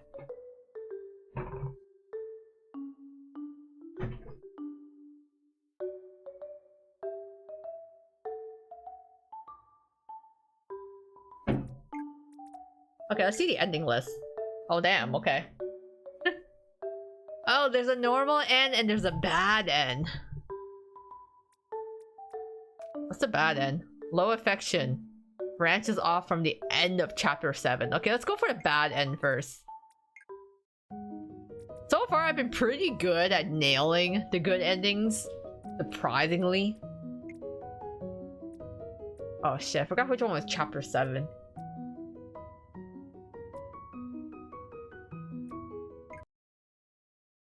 I don't know what chapter 7. What was chapter 7? Can we skip?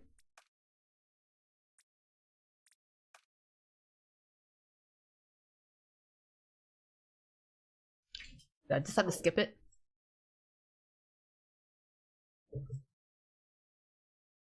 Oh, okay, yeah, we can branch this up from chapter 7, but I don't remember what chapter 7 was. So I'm just gonna skip through till we get chapter 7. This is chapter 6. Her tragic backstory.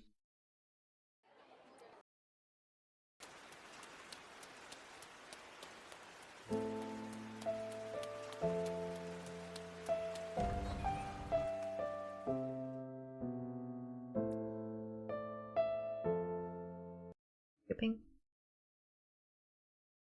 Okay, chapter 7 was first quarrel. Oh, so it branches off from here then. Okay. I don't know, I might have to like the affection level is too high. I'm too scared for the bad end. Does he just drag us to hell? I don't know, yeah, I'm curious now. Cause there's also the normal end. So yeah, this is the part where he like literally tries to make her crispy.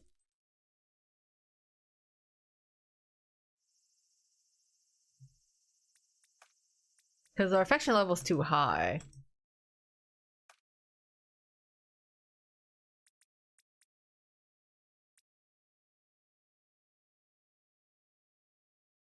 Oh yeah, that's all right here. It's like Ollie just now, he was kind of scary.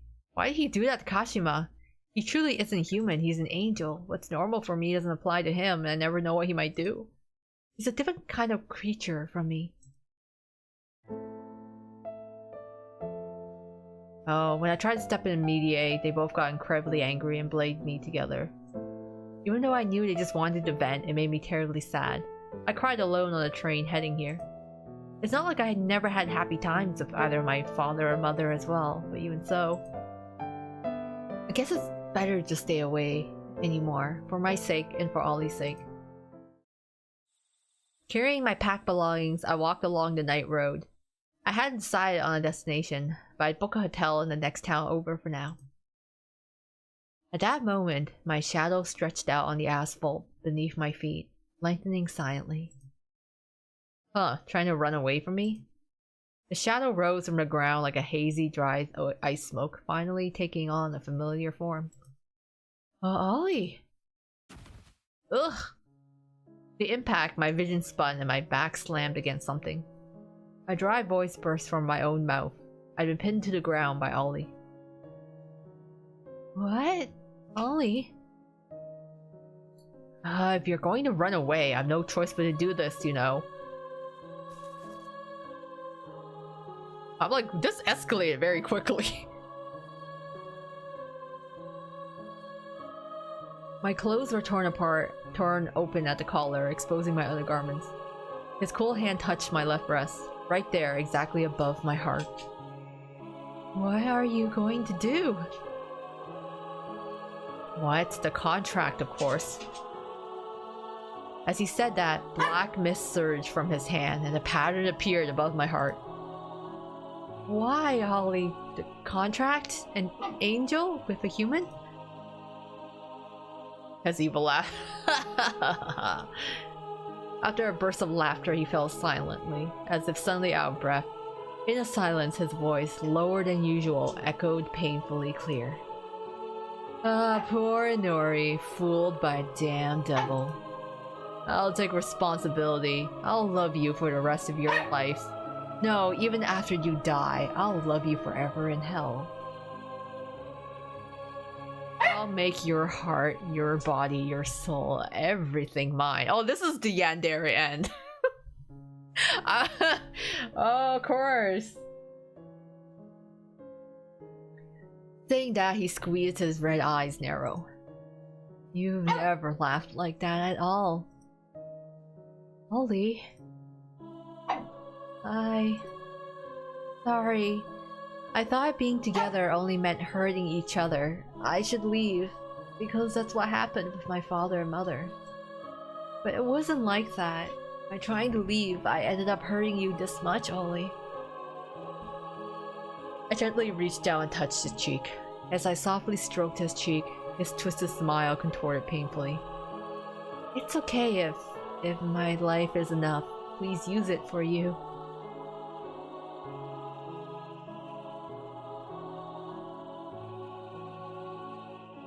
Resolved, I closed my eyes and clasped my hands as if praying. There was no hesitation anywhere. After a long silence, Ollie's voice reached me. No. I don't want this. No way.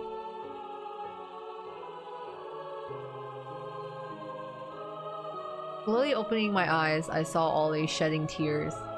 He stood up as if shaking something off, and held his hand up toward the sky.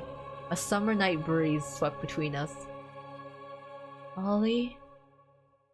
Sorry, Inori. I'll give you everything I have.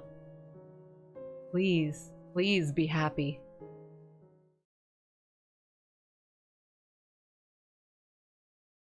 What? Alright, that's all for homeroom today. Remember, midterms are next week, so everyone better study hard.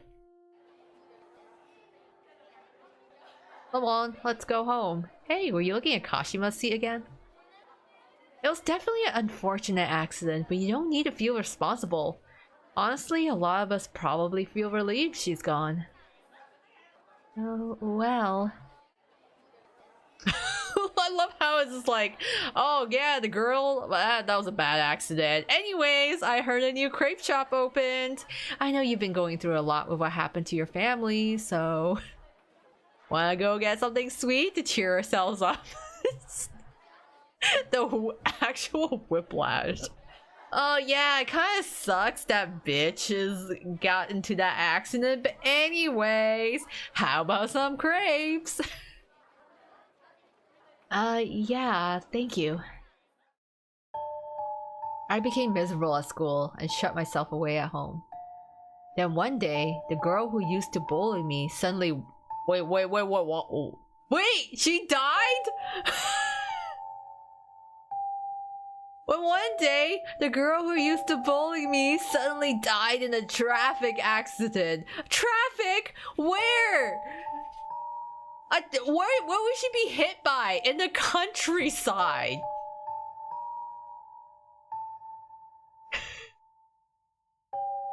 Shortly after that, my parents also died, as if by some coincidence. One from a heart attack, the other from slipping on the stairs. Oh my god. Some freaking Death Note happening.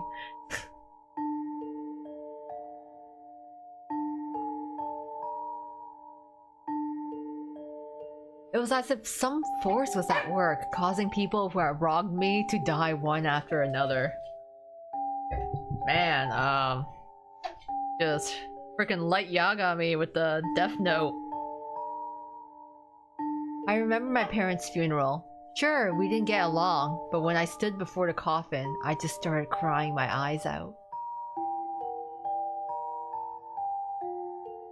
Don't a lot of isekais start with just one truck in the countryside?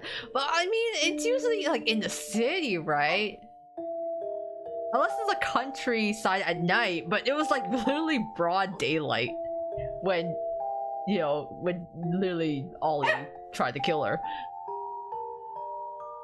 Why? Was it just coincidence? But it all seems... Come on? Oh, sorry. Coming now. I'm overthinking this. Stop it. Stop it. I've decided to live a new life. I have to stay positive. That's right. Ooh. I turn around and pause. Huh? Who was I trying to talk to just now? Hurry up, the crepes will sell out.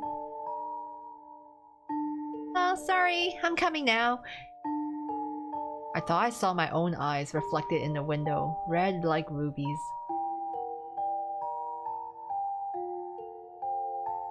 Oh, there he is.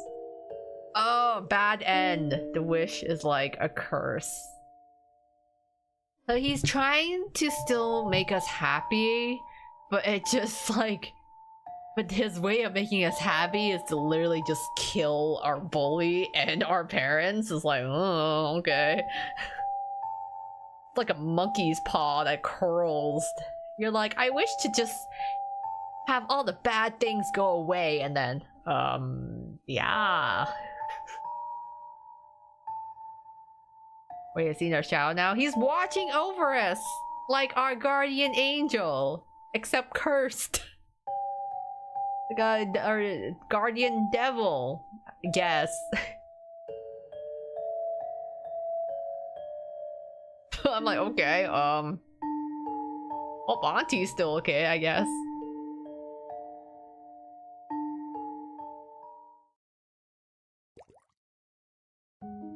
That was the bad... Okay, wait, so that means... What's normal end? High affinity unlocks chapter 8 and beyond. In the later choices, be obedient. Okay. Oh, okay, I think I get it. I think I get what choice that is. Alright. Let's say I got it.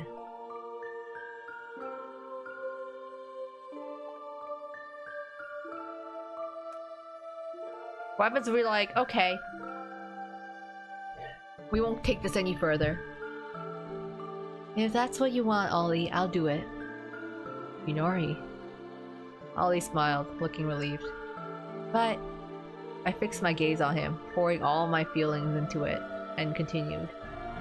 Let me stay by your side, please.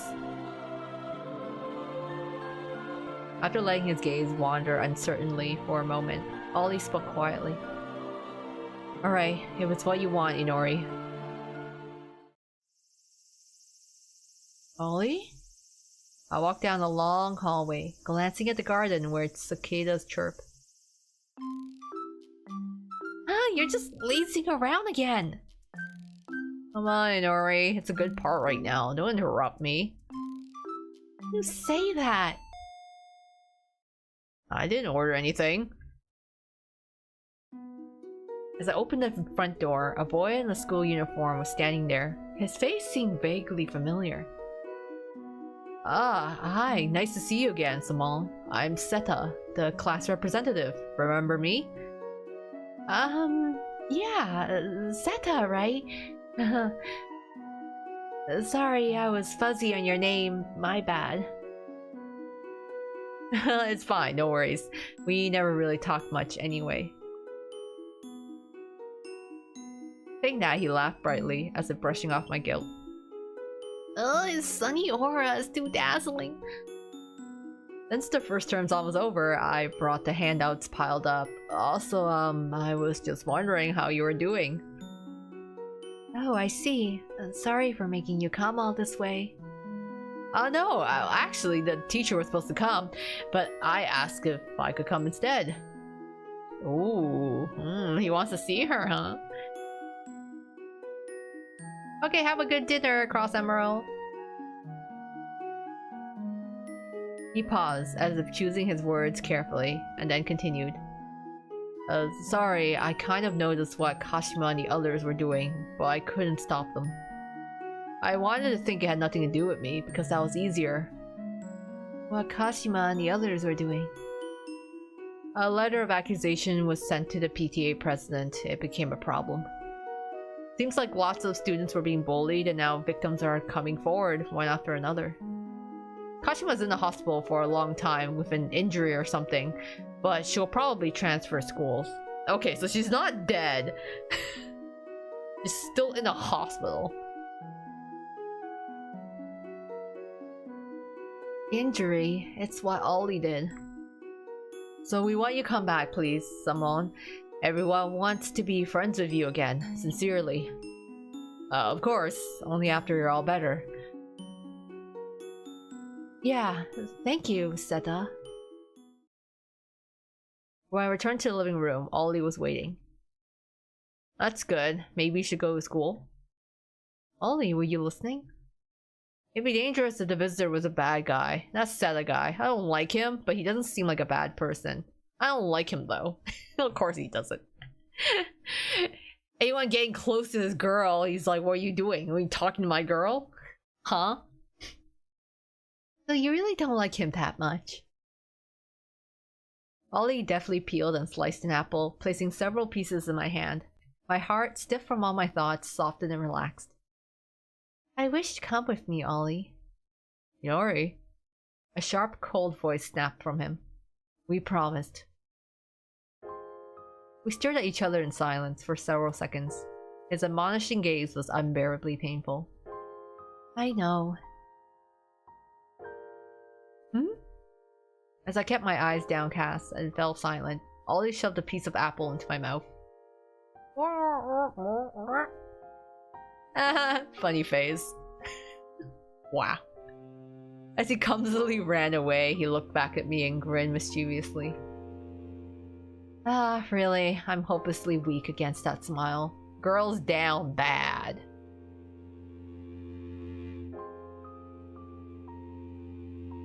This is for the best. So that even if I'm gone someday, you'll be okay. This is best.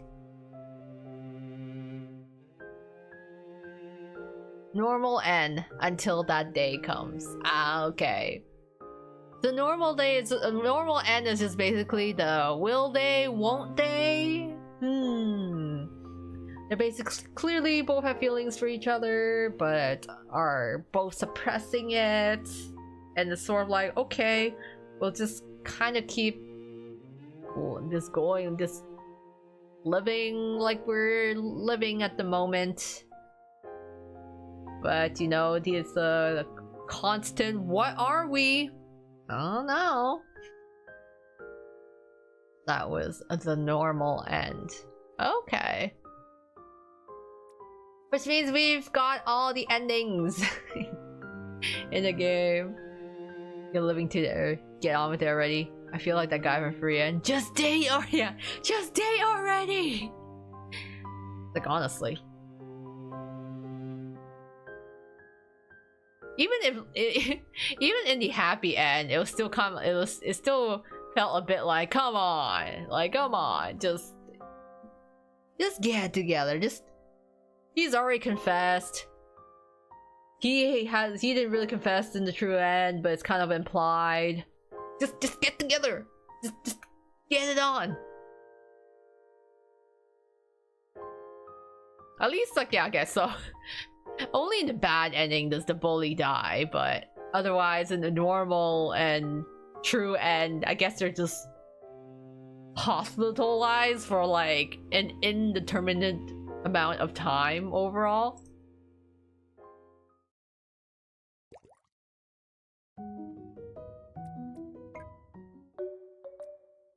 But yeah, I guess that basically yeah covers. Thank you for completing all endings. The bad end, normal end, and the happy end. We have the profiles, the CGs. Yeah, so we basically have all the CGs from all of the endings that we got. No one end the CG is very cute though. Aw. And the one of like Yandere. Ollie. Even though it's like he kind of went Yandere, but he wasn't really Yandere. It was almost like he's trying to psych her out, but then she's just like, okay, I don't mind. And he's like, wait, this is not how it's supposed to happen. This is this is how it's meant to be. And then he just kind of, I don't know, sacrifices himself. I don't know where he went, honestly, in the bad end.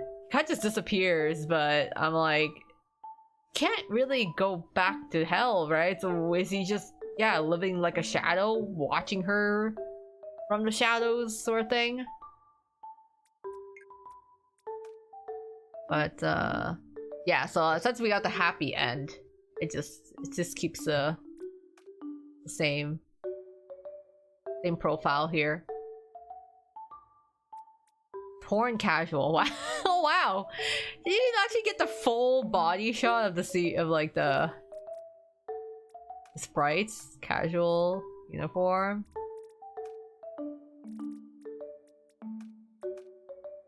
You could just even play with expressions. And then Ollie.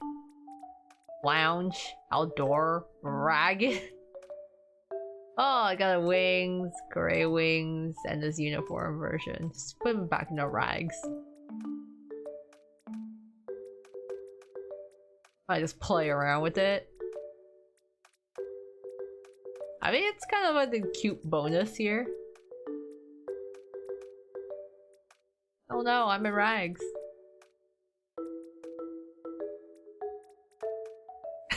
You put sunglasses on him in rags.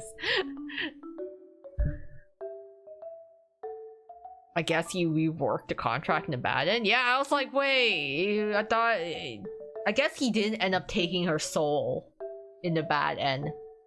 I think he was about to take her soul, or maybe he did. I don't know. It just seemed like he kind of went like, wait, I don't want this, and like, kind of like went back, like take backsies, and then just disappeared. So I'm like, okay, so maybe he just voided the contract. Watching from shadows, but killed her bully and her parents. Like a Yandere would, yeah. They're like, don't worry, I'll protect you.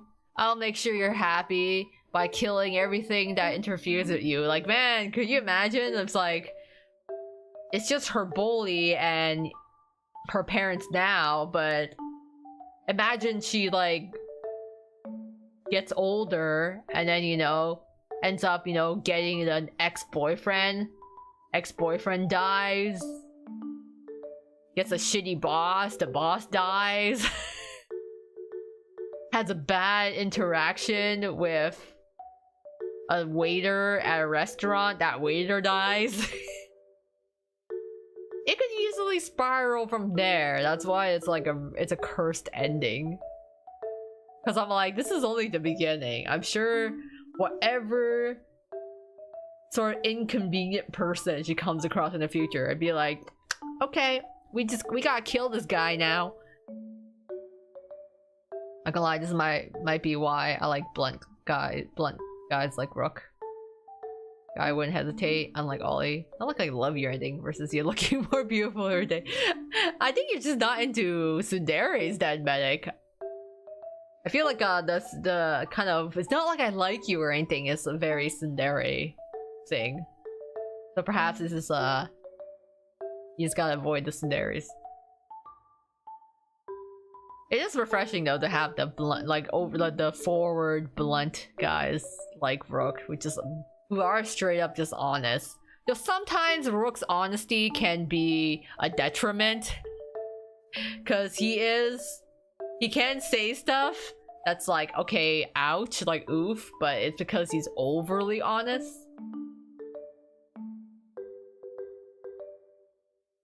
Not Halloween Rook offering to demonstrate his fangs. Ooh, well.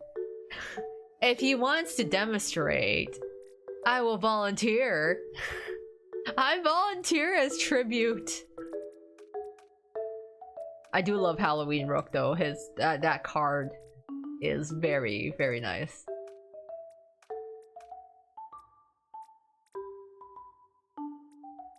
You can stop playing dress up with Ollie here.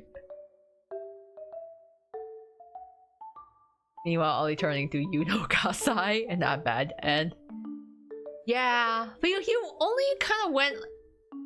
Well, but he's like less up in her face about it. He's more like he did like pin her down. It was just like, yeah, I'm gonna, make sure your soul is mine and all of that. But then he kind of just disappears and just does everything else from the shadows. You know. I do like them usually. I grew up on Rama half. Got 2 there. But they do make me into a free run guy. Just confess already. Oh yeah. I know some people aren't into the slow burns. Like the Tsunderes and the slow burn romance that are like spanning several volumes and chapters and you're like, oh my god. Just date already. The tamest attempt at I'd seen a while. Yeah, it was, I would say, yeah, this is fairly tame. Maybe because there's some pretty wild yanderes out there. This is more of a tame side, and and especially when he kind of backtracked after, where he was gonna be all evil, and then he backtracked, being like, wait, actually, I don't want this. he was like all into it, and then he's like, yeah, no. Like, I don't want this.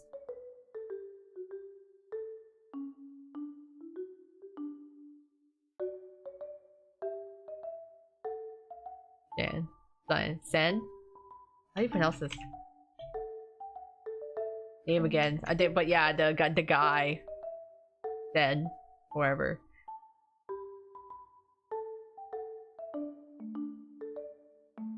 That's his name. It's been a while. Yeah. It has been a while.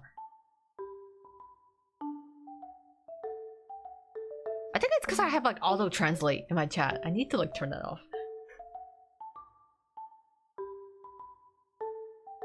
Try to say sign out loud. Oh, sign. Yeah, I'm like, wait. I'm like this.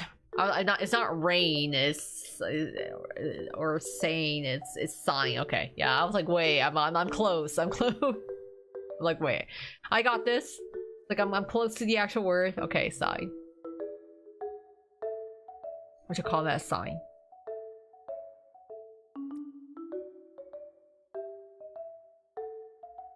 But yeah, so he's pretty tame. He's actually a very lukewarm, tame tsundere and tame yandere. I want to say this is like baby steps, Yeah, he was kind of a jerk, but to be honest, he was a pretty tame tsundere. Really tame yandere, really tame tsundere. So can't really be too mad at him. He was pretty light in that area. Aren't slow burns more realistic anyways? Like, people don't fall in love immediately, IRL. Yeah, but there's a difference between like a developing romance and like a romance that takes 200 chapters to get anywhere. So there's like a different levels of slow burns. There's like, okay, they're developing, they're like, you know, it's their forming a relationship, and then you get the anime pairs that are like, we're like 200 chapters in, and it's like, oh my god, just get together already. It's been like 200 plus chapters. You two clearly like each other. Just like something happened already.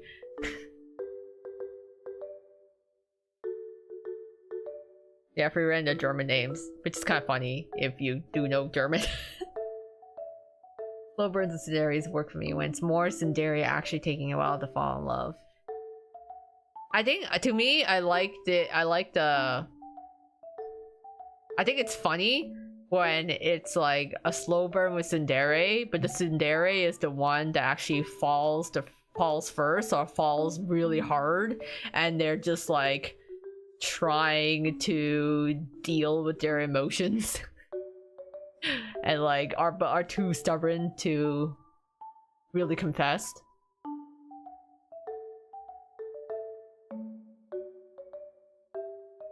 Part of the comedy Rama half is, yeah, it's obvious Rama and Kanye like each other, but they were too stubborn. They really were. It's like, oh my god, you just need a little bit of a push from like other party members that are involved. It's like, you just need a little bit of a oomph, you know. But yeah, I know there are some pairings that you're like, wow, these guys just need to get together. It's taking so long. Or you wonder if they'll ever officially get together, you know? I mean, there's like what, Gekkan Sojo Nozaki-kun? Like monthly girl Nozaki-kun, where you're like, I want Nozaki and Chio to get together, but boy, are they dumb. Will they ever get together? Will Chio ever manage to confess? Who knows? I think we're already like past 100 chapters now. They need a push, and it's a present for their pride. Yeah, it makes me think of Kaguya Love is War. Which Kaguya was a slow burn, but it is a slow burn that actually pays off. Like, it takes a while, but they do eventually get there. It just took like 3 seasons for them to actually become a couple. So it was, I think it literally took, what, 2 seasons in a movie? Wherever, before the main pairing and Kaguya-sama Love is War actually, like, got together.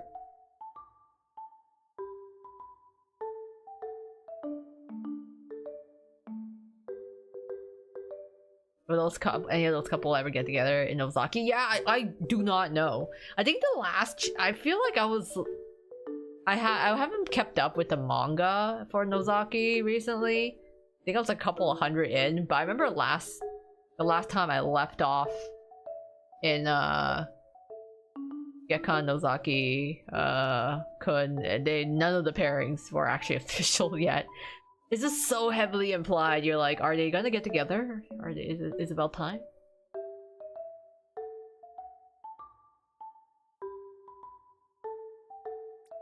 But yeah, I'm trying to think of other ones, but at least some other pairings. At least they take a while, but they do get there. Yeah, Kaguya-sama at least kind of went to that. Otherwise, I do like slow burns. So long the story of growth. One recent example. Oh yeah, Apothecary Diaries. Yeah, I would say yeah, Mao and Jinshi are kind of a slow burn. Because we're in like season 3 now. Clearly they do have some feelings for each other, but it's like they need a little bit more of a push. Romance is not my forte, so I never got into any of those shows. But I've heard of them. Yeah, it's they're not, I feel like things like Gekkan Sojo Nozaki and Apothecary Diaries, they're not a sojo, or they're not like a romance, like heavy romance, but it's like they do have pairings that just take a while. Yes, I enjoy the dynamic in Apothecary Diaries. Yeah, I guess it's just like interesting to see the dynamics between Mao Mao and Jinshi.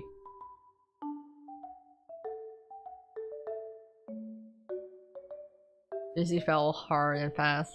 I was in need of some reality checks. I think it's funnier though with Jinshi falling hard and fast. Because it's like, the guy is kind of down bad. And it's kind of funny, not gonna lie, to see him flail around a bit.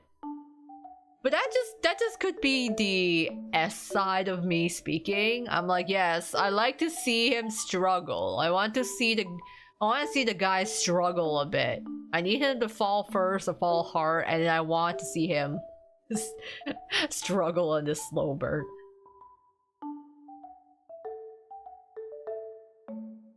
Wakahiri Diaries. Yeah, welcome back, Emerald. Yeah, she did fall hard and fast from Mamo. Ever since she sneers at him. Yeah. That's why I was just like, oh, you.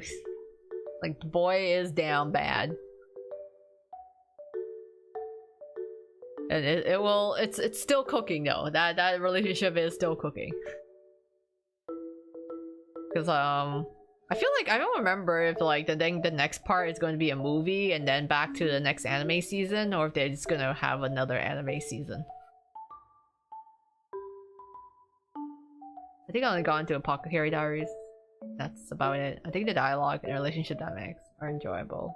Yeah, I like all the characters and the mystery parts of the series as well. I'm trying to think.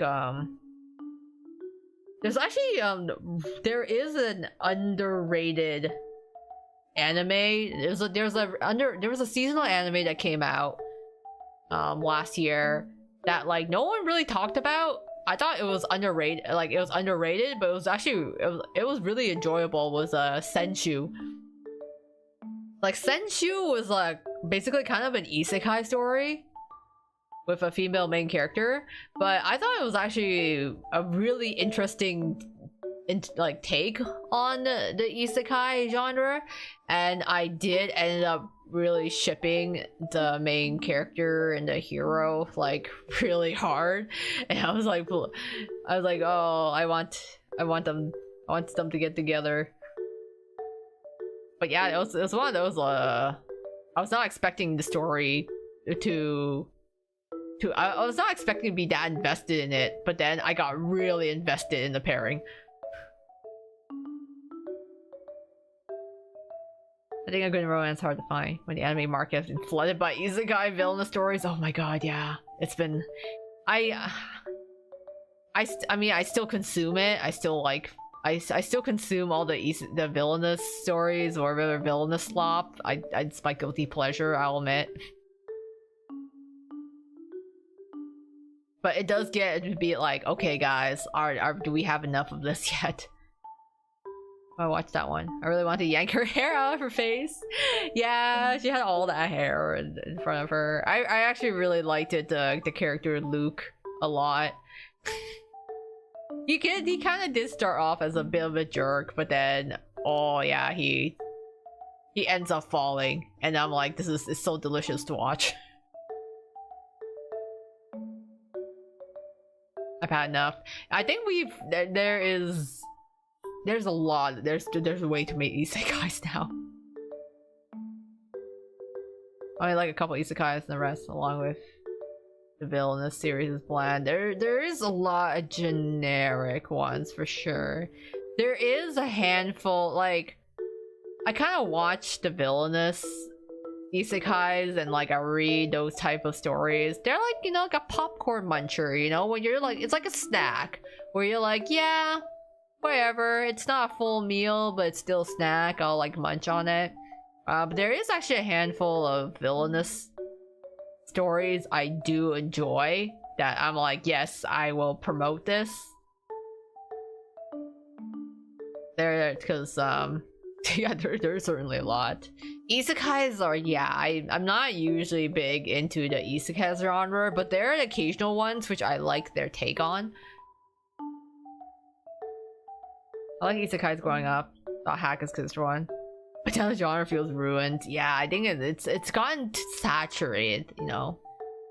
I'm seeing a lot of isekai animes recently. Must have been a really popular genre. Yeah, it's been I feel like it just exploded and then everything just started copy pasting from there. The only isekai I ever watched is Sword Art Online. Yeah, I guess Sword Art Online does count as an isekai if you think about Dot Hack as well. There you're transported into a virtual world. But if you think about it, Inuyasha is kind of like an isekai. The only difference is that the Kagome the main character, she can actually go between the worlds. But Inuyasha is kind of an isekai. You think about it, Fushigi Yugi, like one of the really early shoujo mangas, Fushigi Yugi was also an isekai. So I'm like, yeah, the isekai genre has actually been around for a long time. It just hasn't been saturated or like having so many similar things released close to each other until like the past, I want to say like past decade. Also, Inuyasha series more time traveling. Yeah, it's kind of, I guess it is kind of traveling, but she is also kind of going to a whole other world, so it's kind of in this weird middle ground. I like isekai with MC as a carnate as a spider. Oh, it was like some a spider, so what? I think that was a series. Oh, and Ascendance of a Bookworm. Alice in Wonderland is technically an isekai too. That's it, guys. The first isekai, just Alice in Wonderland. You know what? Maybe that's why, you know. And maybe at the root of it all, we actually do all love isekais. Alice in Wonderland is just the start of it all. And yeah, Twister Wonderland is also an isekai. That is true. We can't deny that. Twist is an isekai. We just kind of we just don't have any superpowers. We're just kind of there as a witness. Isekai is an old genre. It used to have a lot of originality. Yeah, it used to be like, oh, you know, we're transporting into a magical world with all these other lore and world building, but it's not that much anymore. But we didn't die though. Or did we? Technically, the horse carriage came for us, and then we got isekai into Twist. So Twist isn't isekai because we got hit by horse carriage kun, and then got transported into another world without our smartphone because we didn't have anything. We just don't have any. We it's literally all the makings of an isekai, except we literally have zero magic, we have zero cheat skills, we do not have anything that could give us a leg up in Twist besides our weird prophetic visionary dreams, I guess, and the power of getting stubborn guys to work together.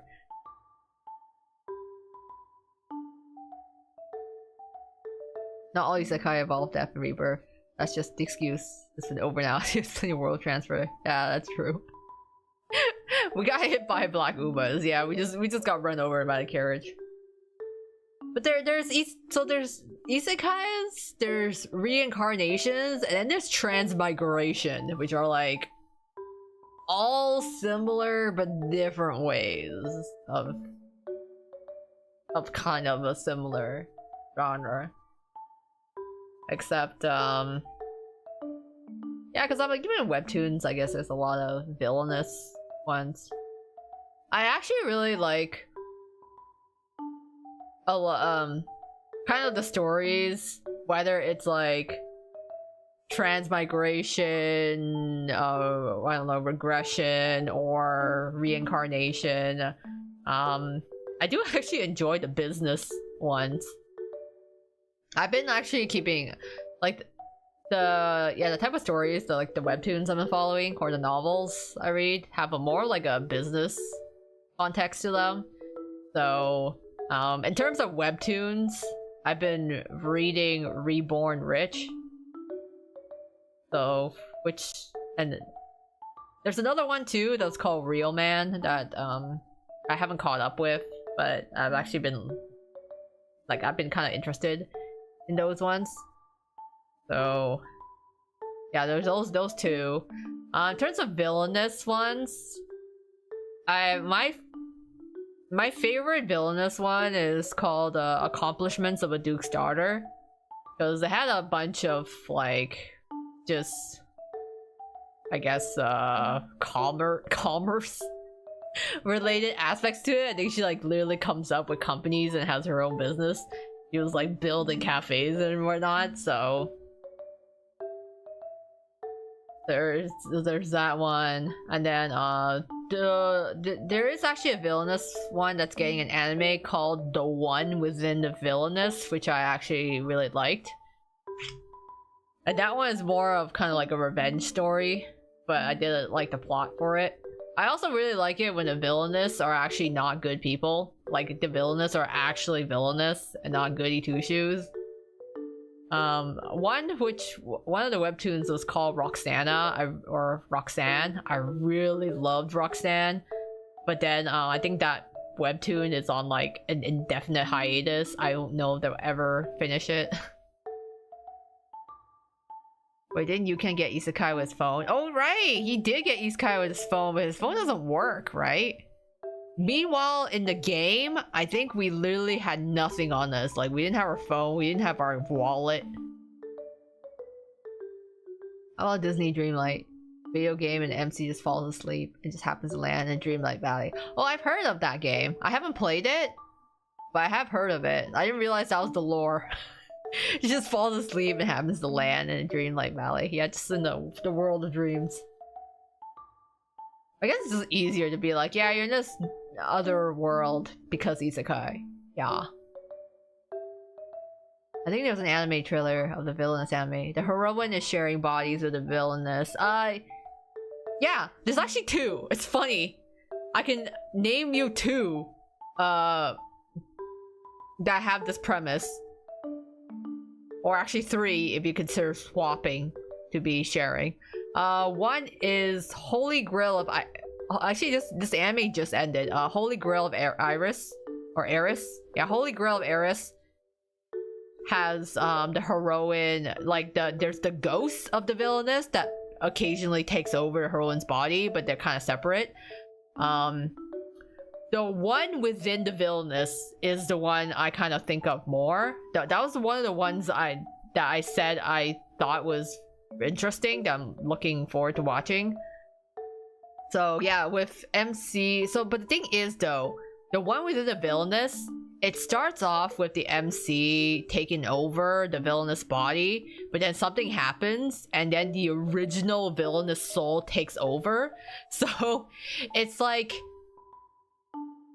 someone isekai'd into the world of an otome game, took over the body of the villainous, and then something happened, and then the original villainess takes her body back, but then decides to enact revenge on those who wronged the MC. So like villainous soul was just chilling in the background, and she's like, oh no, you hurt my girl? Okay, I'm gonna take my body back now, and I'm gonna like unleash hell.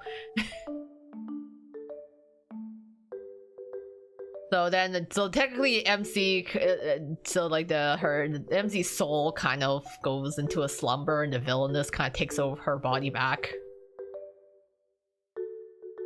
The one that I haven't talked about is an area, but yeah, it's within the villainous. It's sad to say, it is one of the better villainous isekais. I actually like the story of it because it kind of gets wild, and I just remember at one point we're going to like boss battles, like, or something. It was, and it has sprinkles of like wherever kingdom development and things like that.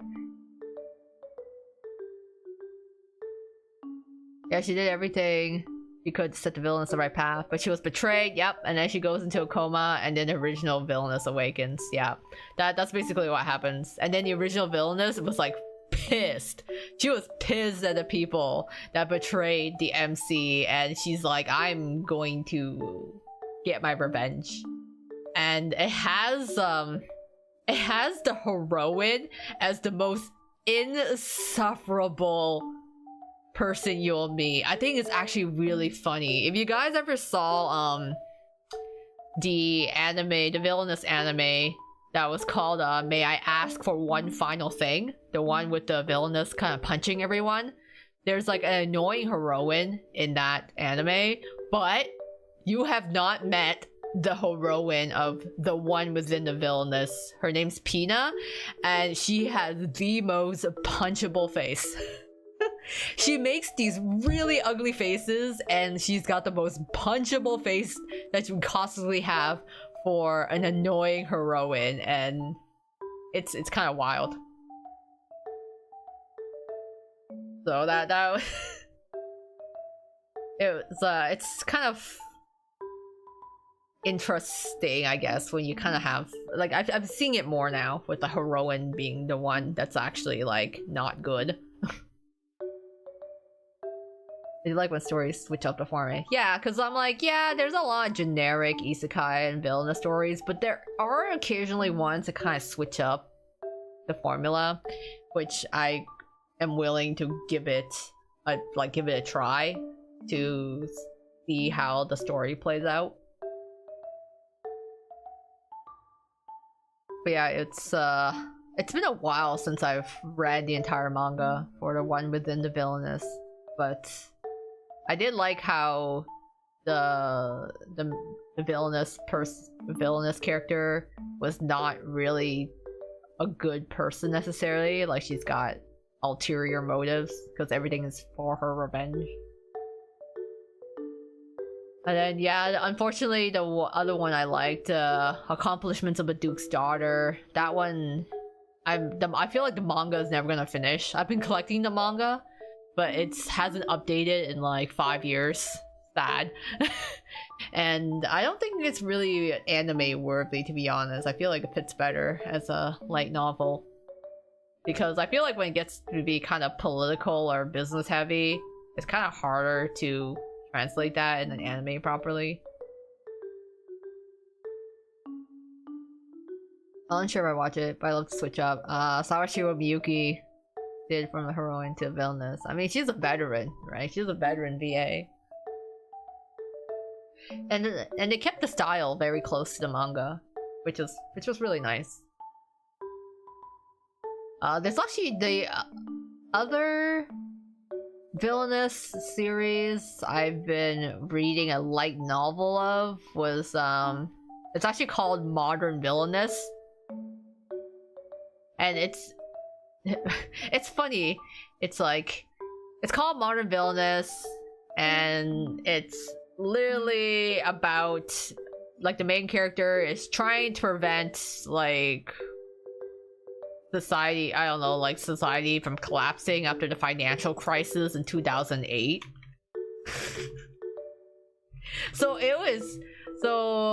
Yeah, it's called Modern Villainous. It's not easy building a corporate empire before the crash.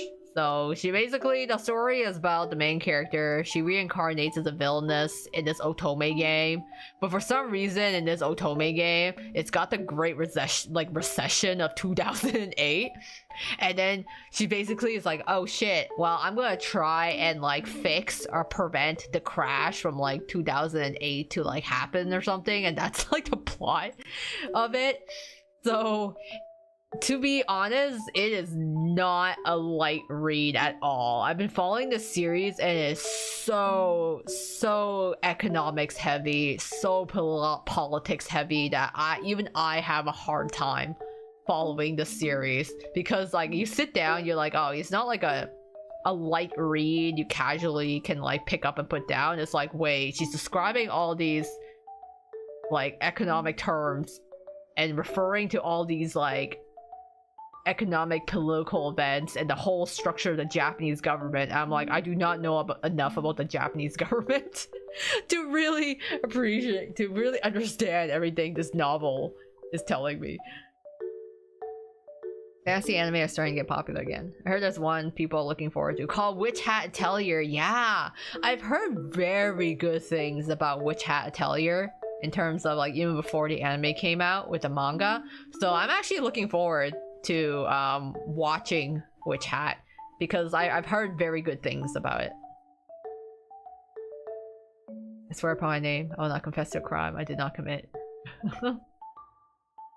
Answer X, he's sweating bullets. You may watch for that scene, yes. Yeah, Witch Hat's pretty popular as a manga. Yeah, I know like people were really looking forward or excited for Witch Hat. It's kind of like before Delicious in Dungeon got an anime, it was pretty popular as a manga, and then people got really into it once the anime for Delicious in Dungeon came out. Oh, I plan to read it. Also want to watch anime too. It looks pretty. Yeah, it has the wizard guy, which people keep making Gojo jokes around because he looks like Gojo. To be honest, he does kind of look like Gojo. So that comparison, I can't complain. I think it's just really funny. It's just like, oh yeah, well, Gojo is gone from Jujutsu Kaisen. Now he's reincarnated in a wizard anime.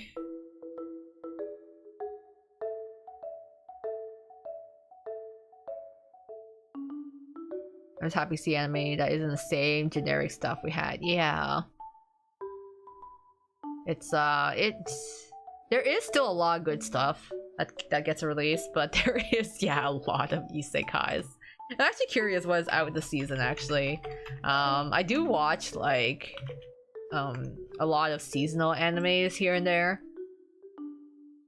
But I do also watch a lot of slop.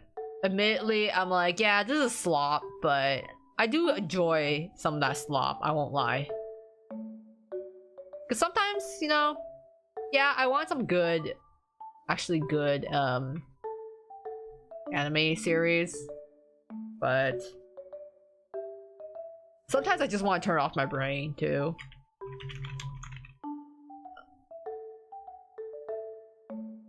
Let's see what's on. I'm just gonna check out what is coming out this season. Because I'm trying to remember. I haven't kept track.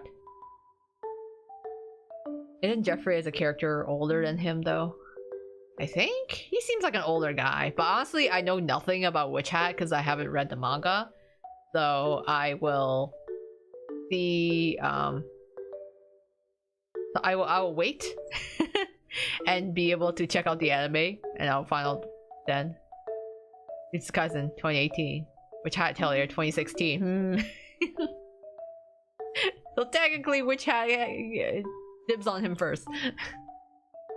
Okay, what is in this season? Okay, ReZero 4th season. I haven't been I did not watch ReZero. I don't know. Oh my god. Classroom of the Elite is on the 4th season. Okay. I'm not a fan. It's weird. Okay, I have a weird relationship with Classroom of the Elite. I really like the first episode of Classroom of the Elite, and then I wanted to see it play out because I do like psychological thrillers and mind battles, whatever. But Classroom of the Elite has been so mid. I don't know why I ended up watching 3 seasons of Classroom of the Elite when after every season I'm like, this is kind of mid. But then I keep watching it anyways, like some weird... Like some weird masochist ritual. I'm just like, god, it's kind of mid. I love it, builds up sometimes and I want it to pay off, but then it never does. I'm like, oh.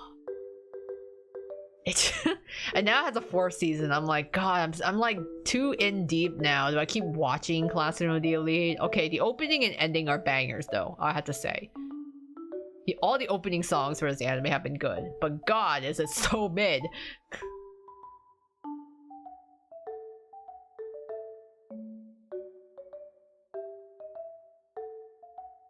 I have to revise the anime that came out around 2012. That's when you stopped watching it. You haven't tuned in until Free Apothecary Diaries, right? On Log Horizon.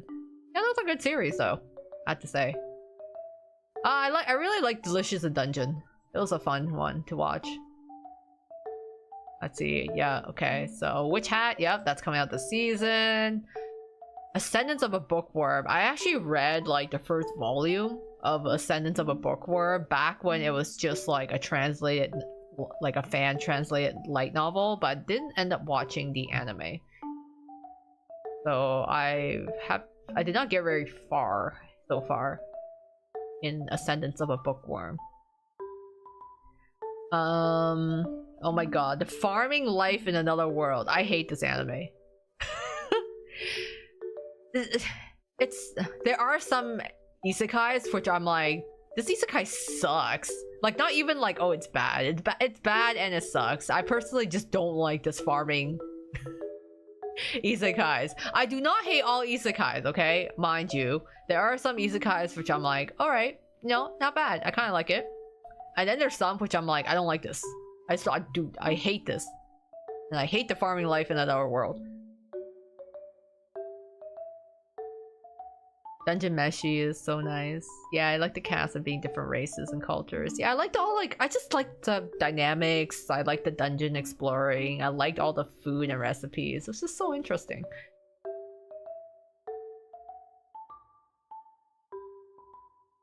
But yeah.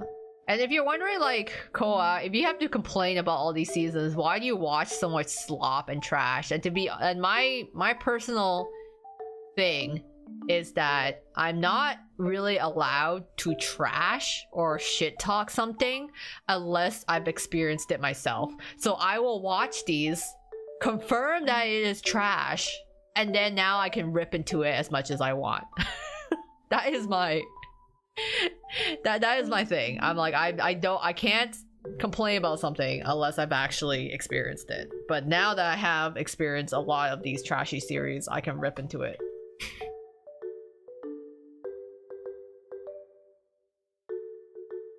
I think I need to get into Dungeon Meshi. I heard good things about it. It is, I can see why it's popular. Like, I personally enjoyed it. It was just a fun, interesting world that they had. So it's kind of like the free read where you're kind of watching almost like a slice of life, but there is a story happening in the back. Oh my god, Liar Game is actually getting an anime. That's crazy. So Liar Game was like a manga that I read ages ago. Like, I feel like I read this manga probably 10 years ago. And the reason why I read it is because I like psychological and like high stakes thriller strategy games, things like that. So I really enjoy things like Liar Game. I remember watching some of like Kaji, the gambling one. Kakegurui was also a gambling one, but not as like gambling focused like Haji was. But Liar Game was a really good manga. The only thing bad about Liar Game is that the art is really ugly, to be honest. The characters do not look very attractive. It's a kind of an older art style too, and just not very attractive, I'd say. But it kind of scratched that kind of psychological mind games type category that I was looking for at the time. So I'm surprised that Liar Game is actually finally getting an anime, because yeah, I read this manga ages ago and it was it was a fun read. Kind of gets very confusing sometimes because they had to explain how all the games work. But still.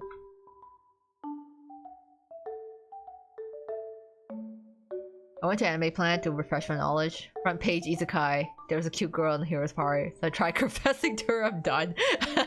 Took one step into that room and just went nope. Yeah, there's a lot of there's a lot of stuff you have to really filter through. Let's see.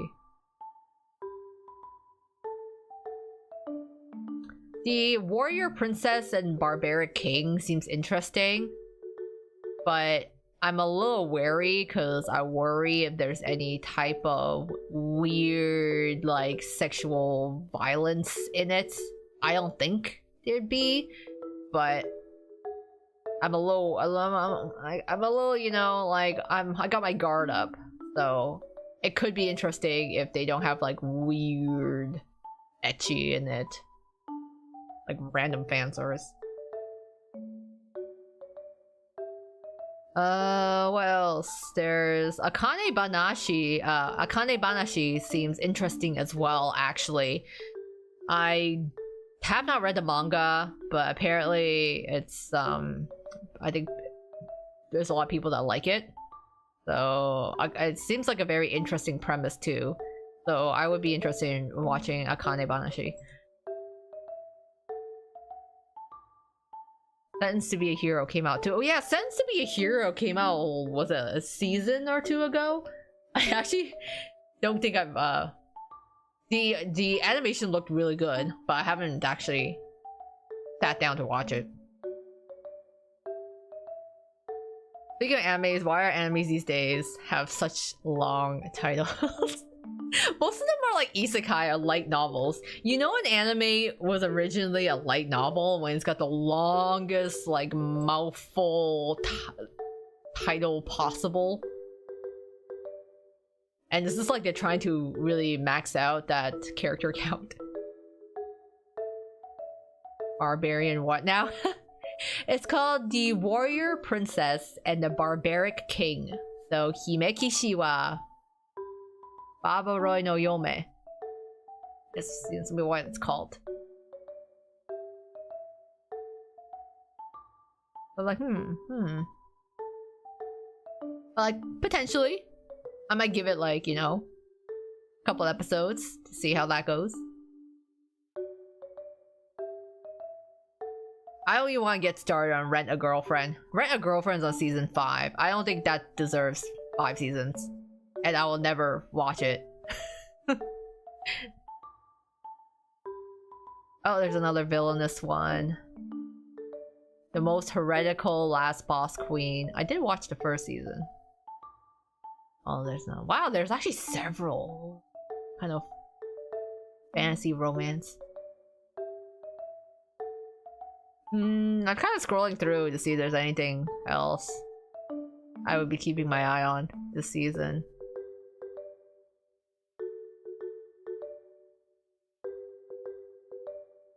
More long names. Oh, Drops of God. I might watch that. Yeah, okay. Isekai Slice of Life. Yeah. With the long titles. Oh, I heard that one. Oh, I've heard it's pretty tame. Oh, okay.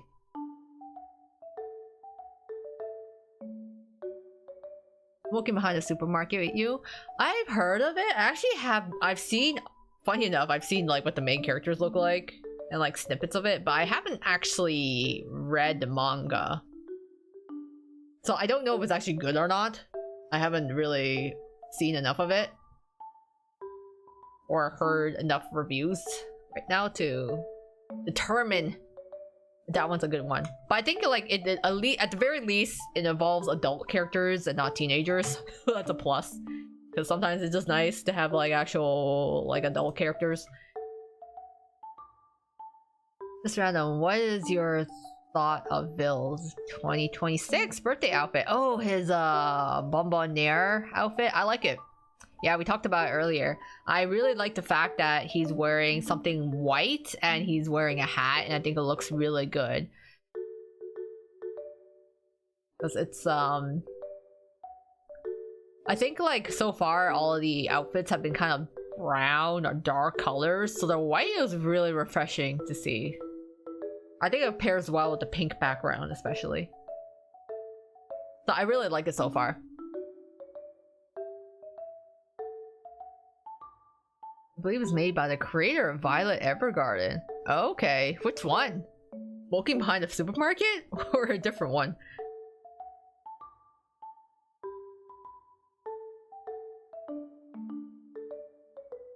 Sorry. Yeah, no worries, Emerald. It's it was just something that we just talked about at like the very beginning. But yeah, I like his outfit.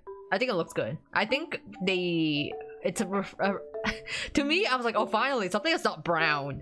Finally we have like pink and like light colors. We're getting more spring like. I think he looked rather princely, especially in his expression. Yeah. And then looking forward to his groovy. I want to see how he's gonna pose. Let's see how good he looks in his groovy, because he's gotta look good, right? Oh, the Four Seasons anime. Okay. Oh, that's interesting. Cause yeah, I think I remember hearing the title of that anime, but knowing like nothing about it. So potential, maybe just like watch a couple episodes. My predicted the summer birthday will be like citrus cheesecake, and the colors would be tan like brown. I'm just hoping they'll just, you know, move to more different colors. You know, I want some variety here. We're in spring and then summer, so we gotta have like, you know, maybe more brighter colors. Oh dang, Sergeant Keroro is getting another anime?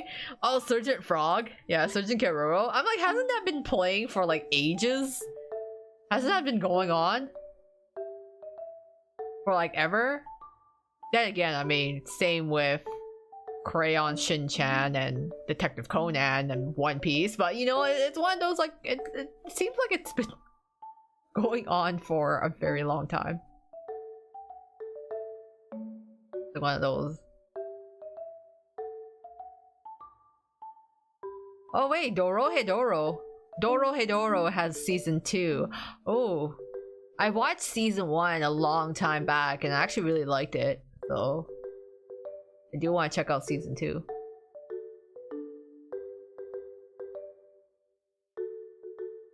Detective is already dead. Ever heard of it? Yeah, not familiar with that one. Usually I'd be like, oh, all for mysteries and stuff, but I actually don't know that one.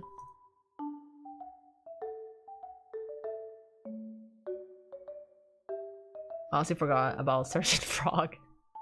I feel like I've never really seen the Sergeant Frog anime, but it is popular in like, I've seen it in like Asia. I want to say like, I think they, like going to Hong Kong, I'm like, oh yeah, there's like Sergeant Frog stuff here. But then like, no one really in the West seems to really know much about it. It looks like this.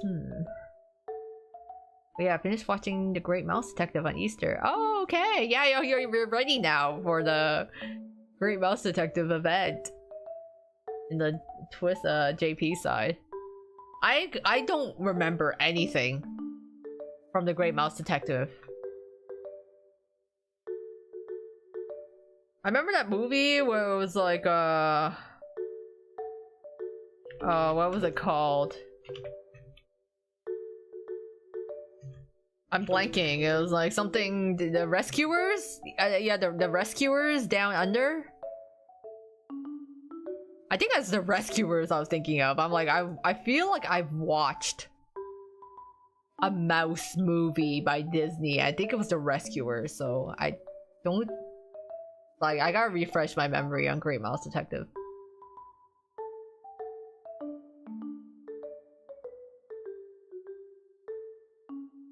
I grew up on Great Mouse Detective, actually. Oh, it's one of my favorites as a kid. I think as a kid, I only owned one Disney movie on VHS, and it was like it was Sleeping Beauty, actually. I think out of all the Disney movies, I probably watched Sleeping Beauty the most because it was one of the only movies I actually had from the Disney movies I had that was at the time.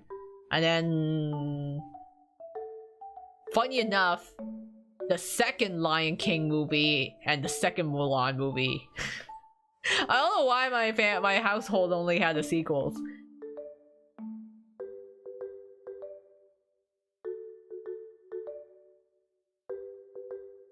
The Rescuers is another mouse movie. Oh, okay.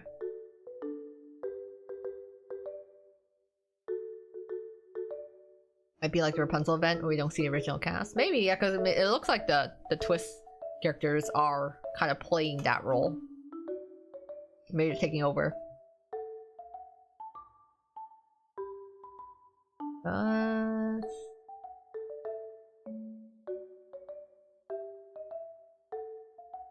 Dragons on Jamil's thimble hat. Jamil's thimble hat. Looks so silly. He looked away. Crow finally sat down in his desk chair. I learned no one could sit in it, so I moved here. Oh, I guess they were getting blocked off. We had all the old Disney movies and a bunch of the sequels on video cassette and DVDs. Oh, that's cool. Yeah, I only had like a handful of Disney movies, or just like movies in general. So I basically only owned Sleeping Beauty, the part 2 of Mulan and the Lion King. So it's funny because I think I know all the songs from like the Lion King 2 specifically, but to be fair, I thought the Lion King 2 was actually really good. I thought the songs were really good. And then I owned Kiki's Delivery Service for like the like Ghibli movie I've seen. But yeah, everything else was kind of like, I don't even remember where I watched it. I definitely just had Sleeping Beauty.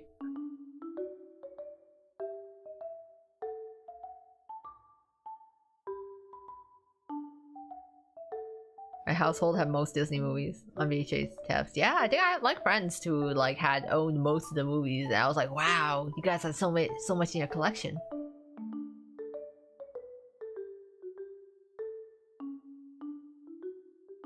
Otherwise, like Mulan. Yeah. Had a lot of Ghibli movies. Yeah, I only owned Kiki's Delivery Service. I'm trying. Yeah, that's I think that's just probably the one Ghibli movie. And then later on, I did have the DVD for Spirited Away, which I also like rewatched a lot. I watched Beauty and the Beast many times, or any other Disney princesses, as far as I remember. Yeah, for me, I think the most rewatched movies I rewatched as a kid was like the first Harry Potter movie, Sleeping Beauty, and like, yeah, Kiki's Delivery Service. I think those got the most watches, like re-watches.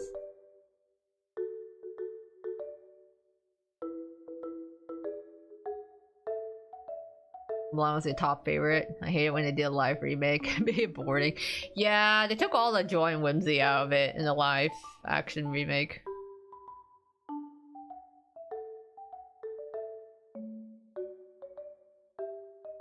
I don't know what happened to most of the collection of movies I had as a kid. They're probably still buried somewhere at my parents' place.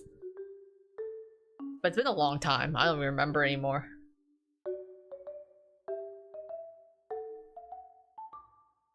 But yeah, it's unfortunate about the live action Mulan.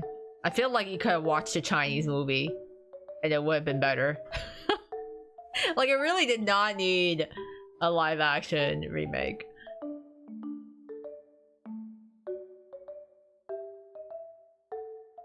But yeah, looking at the so yeah, seasonal anime overall this season, the ones I'm interested in are Witch Hat Atelier, I'm scrolling down, Liar Game, The Warrior Princess and the Barbaric King. Agents of the Fourth Season also seems potentially interesting. Akane Banashi. Trying to see what else.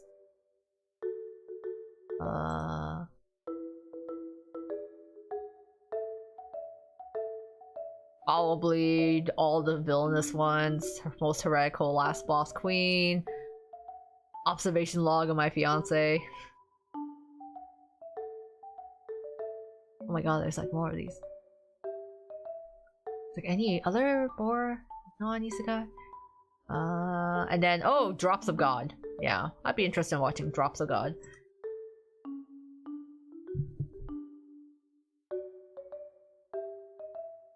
I still remember the OG Disney movies like it was yesterday.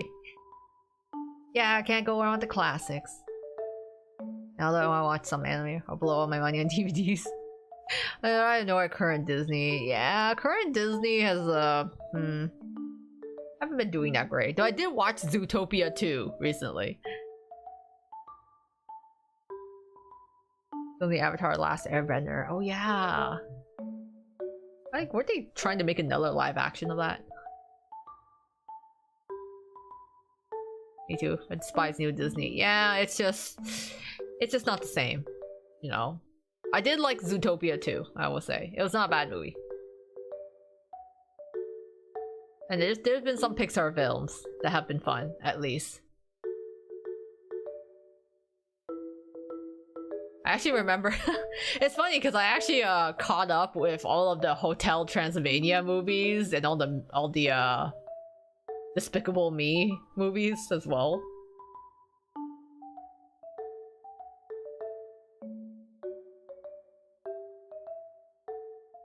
No, they weren't. I refuse to believe it. That's like vague recollections of like something had to do with live action? No one. Frozen 2 is good as well. I actually don't know if I watched Frozen 2. I definitely watched the first one. To be a live action TV series of Avatar Last Airbender. Not that bad. Just not as good as the OG. Oh, yeah. I mean, you can't beat the OG, to be honest. I feel like it's very rare instances where like the live action, I like the live action more than the animated.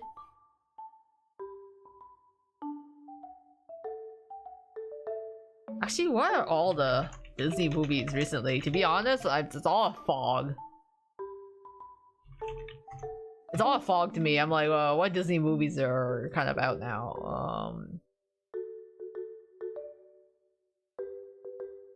Besides, you know, all of the freaking remakes of things.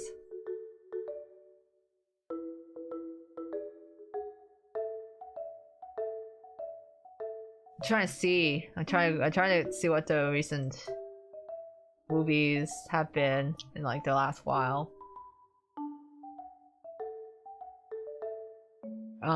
Okay, I will admit I do like Zootopia, guys. Zootopia 1 and 2. It's not like, oh my god, this is the best thing ever, but I did enjoy Zootopia. So I'll give it that. What's it? I don't really care about any of the Marvel stuff, to be honest. I was like, is there anything else that was recent in terms of films? Huh? I have not watched a lot of the recent stuff though.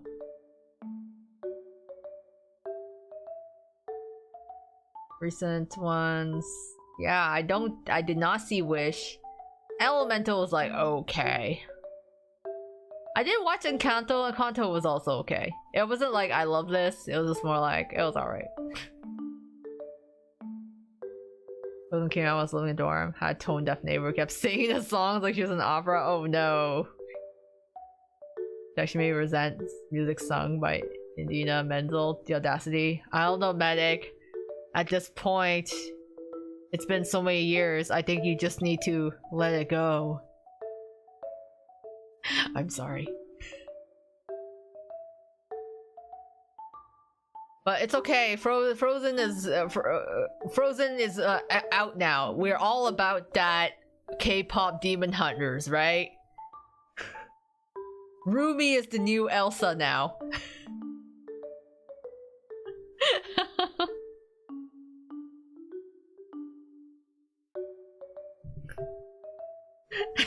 No, don't curse my polls. They're already cursed enough. Yeah, don't worry. I feel like Elsa is getting pushed out. It's all about all the girls want K-pop demon hunters. They're all about Huntrix now. Okay, Rumi is yeah. Except it's now even hard. At least you could sing the song from Frozen. I feel like it is so hard to sing the songs from K-pop demon hunters. So if you have someone who's not good at singing any of the Huntrix songs, it's like twice as bad. It's worse than singing badly at the Frozen songs.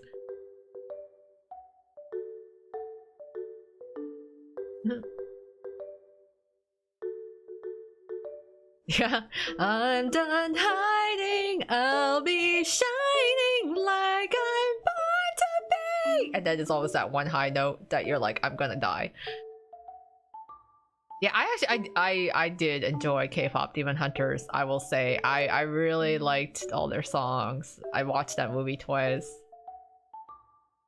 I think it was fun. I still need to watch K-pop Demon Hunters. This is your this is a sign now. You need to watch K-pop Demon Hunters and then go get the collab at McDonald's. Cause like McDonald's has the Huntrix meal and the Saja Boys breakfast set. And I was kind of jelly because it's only available in the US. But I think they're coming to Canada now too next month. So I'll also be able to get a Huntrix meal.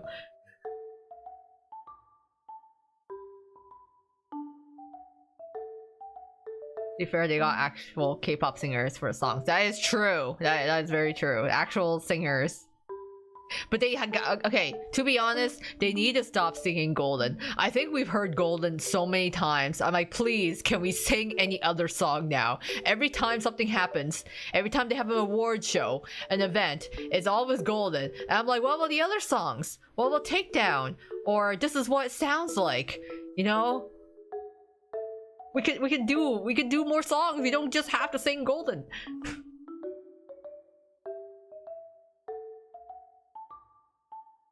Not gonna lie, I get Mario Galaxy Happy Meal, the K-pop Demon Hunters. Oh yeah, I guess the Mario Galaxy is also out.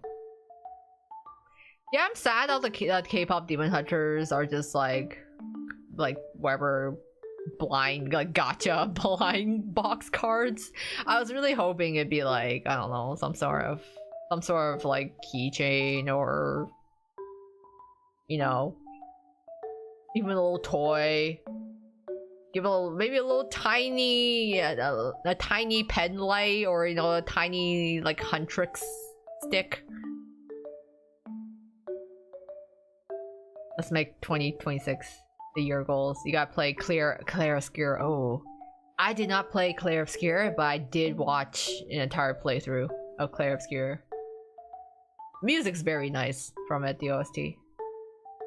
I actually like how it's done. Oh yeah. Oh, it's done. Or Your Idol. I loved Your Idol. That was like living rent free in my head for a long time. Surprisingly, my most favorite song was actually This Is What It Sounds Like. I think it's because like it plays at a very like a climax in the movie, and then it was like all like friendship is magic, and it just felt very magical girl moment, and I got very emotional. Well, that song like was playing in the back, so I was like, oh my god, it's so beautiful. And yeah, so I like it, like that song. But I, as like a general, like I'm driving in my car and I want to listen to something, I think like, yeah, How It's Done or Takedown. Soda Pop and Idol are also very good. I like all the songs are good, to be honest.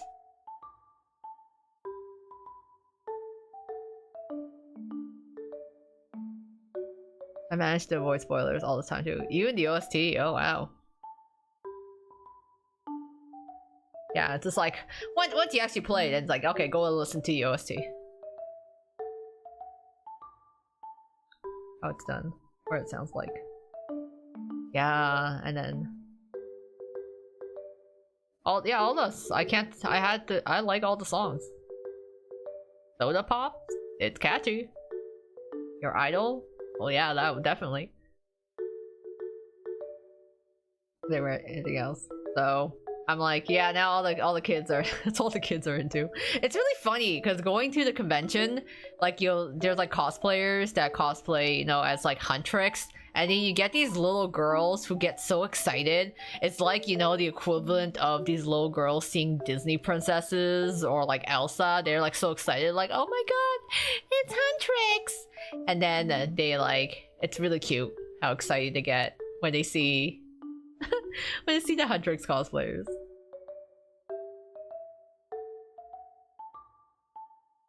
It's got recommended video in the friend zone with NRC boys. I thought, isn't that where we are anyways? Or are we below the friend zone in the story? Because I feel like we're all in terms of like in a game, the you in the game, it's kind of, they are kind of just like where we're acquaintances or friends, but is it more of like we're in the friend zone already, or are we getting friend zone? Because that's kind of wild. I'm like, do I want to know only to hurt myself? I think Soda Pop is too catchy, to be honest. It's an earworm, is for sure. Gotta sing along though. How the girls are excited. They've been robbed of great Disney princesses. Yeah, the ones we grew up in. So I'm really happy. Yeah, they're like, they get so excited when they're like, oh my god, it's Ruby and Zoe and Mira. And then I feel like, you know what, they deserve it. They need some they need some, I guess the equivalent of Disney princesses, just K-pop idols.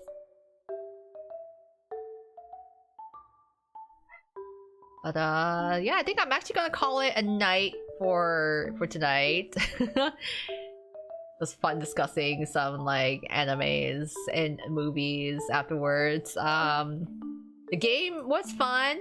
Playing through my Sugar Deadbeat Angel, it was a very sweet game overall. Short and sweet. Very nice. And yeah, you can find it on itch.io. It's on PC, so you can download it yourself. And if you want to replay it, you can check it out. Come on, we gotta break the friend zone. It's clear we all skipped me. Yeah, true. Some of the guys like missed a memo. That's not an Otome. The bubble must pop. I've ever seen a little girl dressed as Rumi for Halloween. That's really short. That's so cute. That's so cute. I love it. They're like they're so excited. But yeah, thank you all for joining me on tonight's stream. It was fun going through all the endings. I'm happy we got all the endings for this game and just talking with you guys, chatting about a twist in animes and movies and all that fun stuff. So we are going to see if when that Chip and Dale event is going to drop. I have a feeling it might drop like exactly during the day on Thursday, or you know, like exactly at Thursday at midnight. We'll see, or it could drop on Friday, but usually don't drop it on Friday or next week, so we'll see. Otherwise, Thursday stream will just be another game that we're gonna play through, and if not, we'll switch over to the event for Twist. Let's crack up some soda to pop. Go prepare for May on English. There we gotta get your May brothers. Ah, Silver and Apple. Yes. You gotta save up. Rumi's there to show Disney how it's done.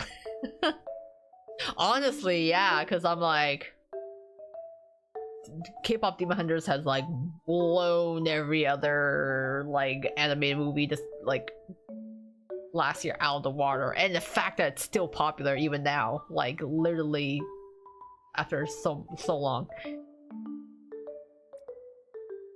Anyways, digressing now. So yes, thank you everyone for the lovely chat hanging out here. So yeah, to all of you still around, I see you there. Savon, Medic, Cross Emeralds.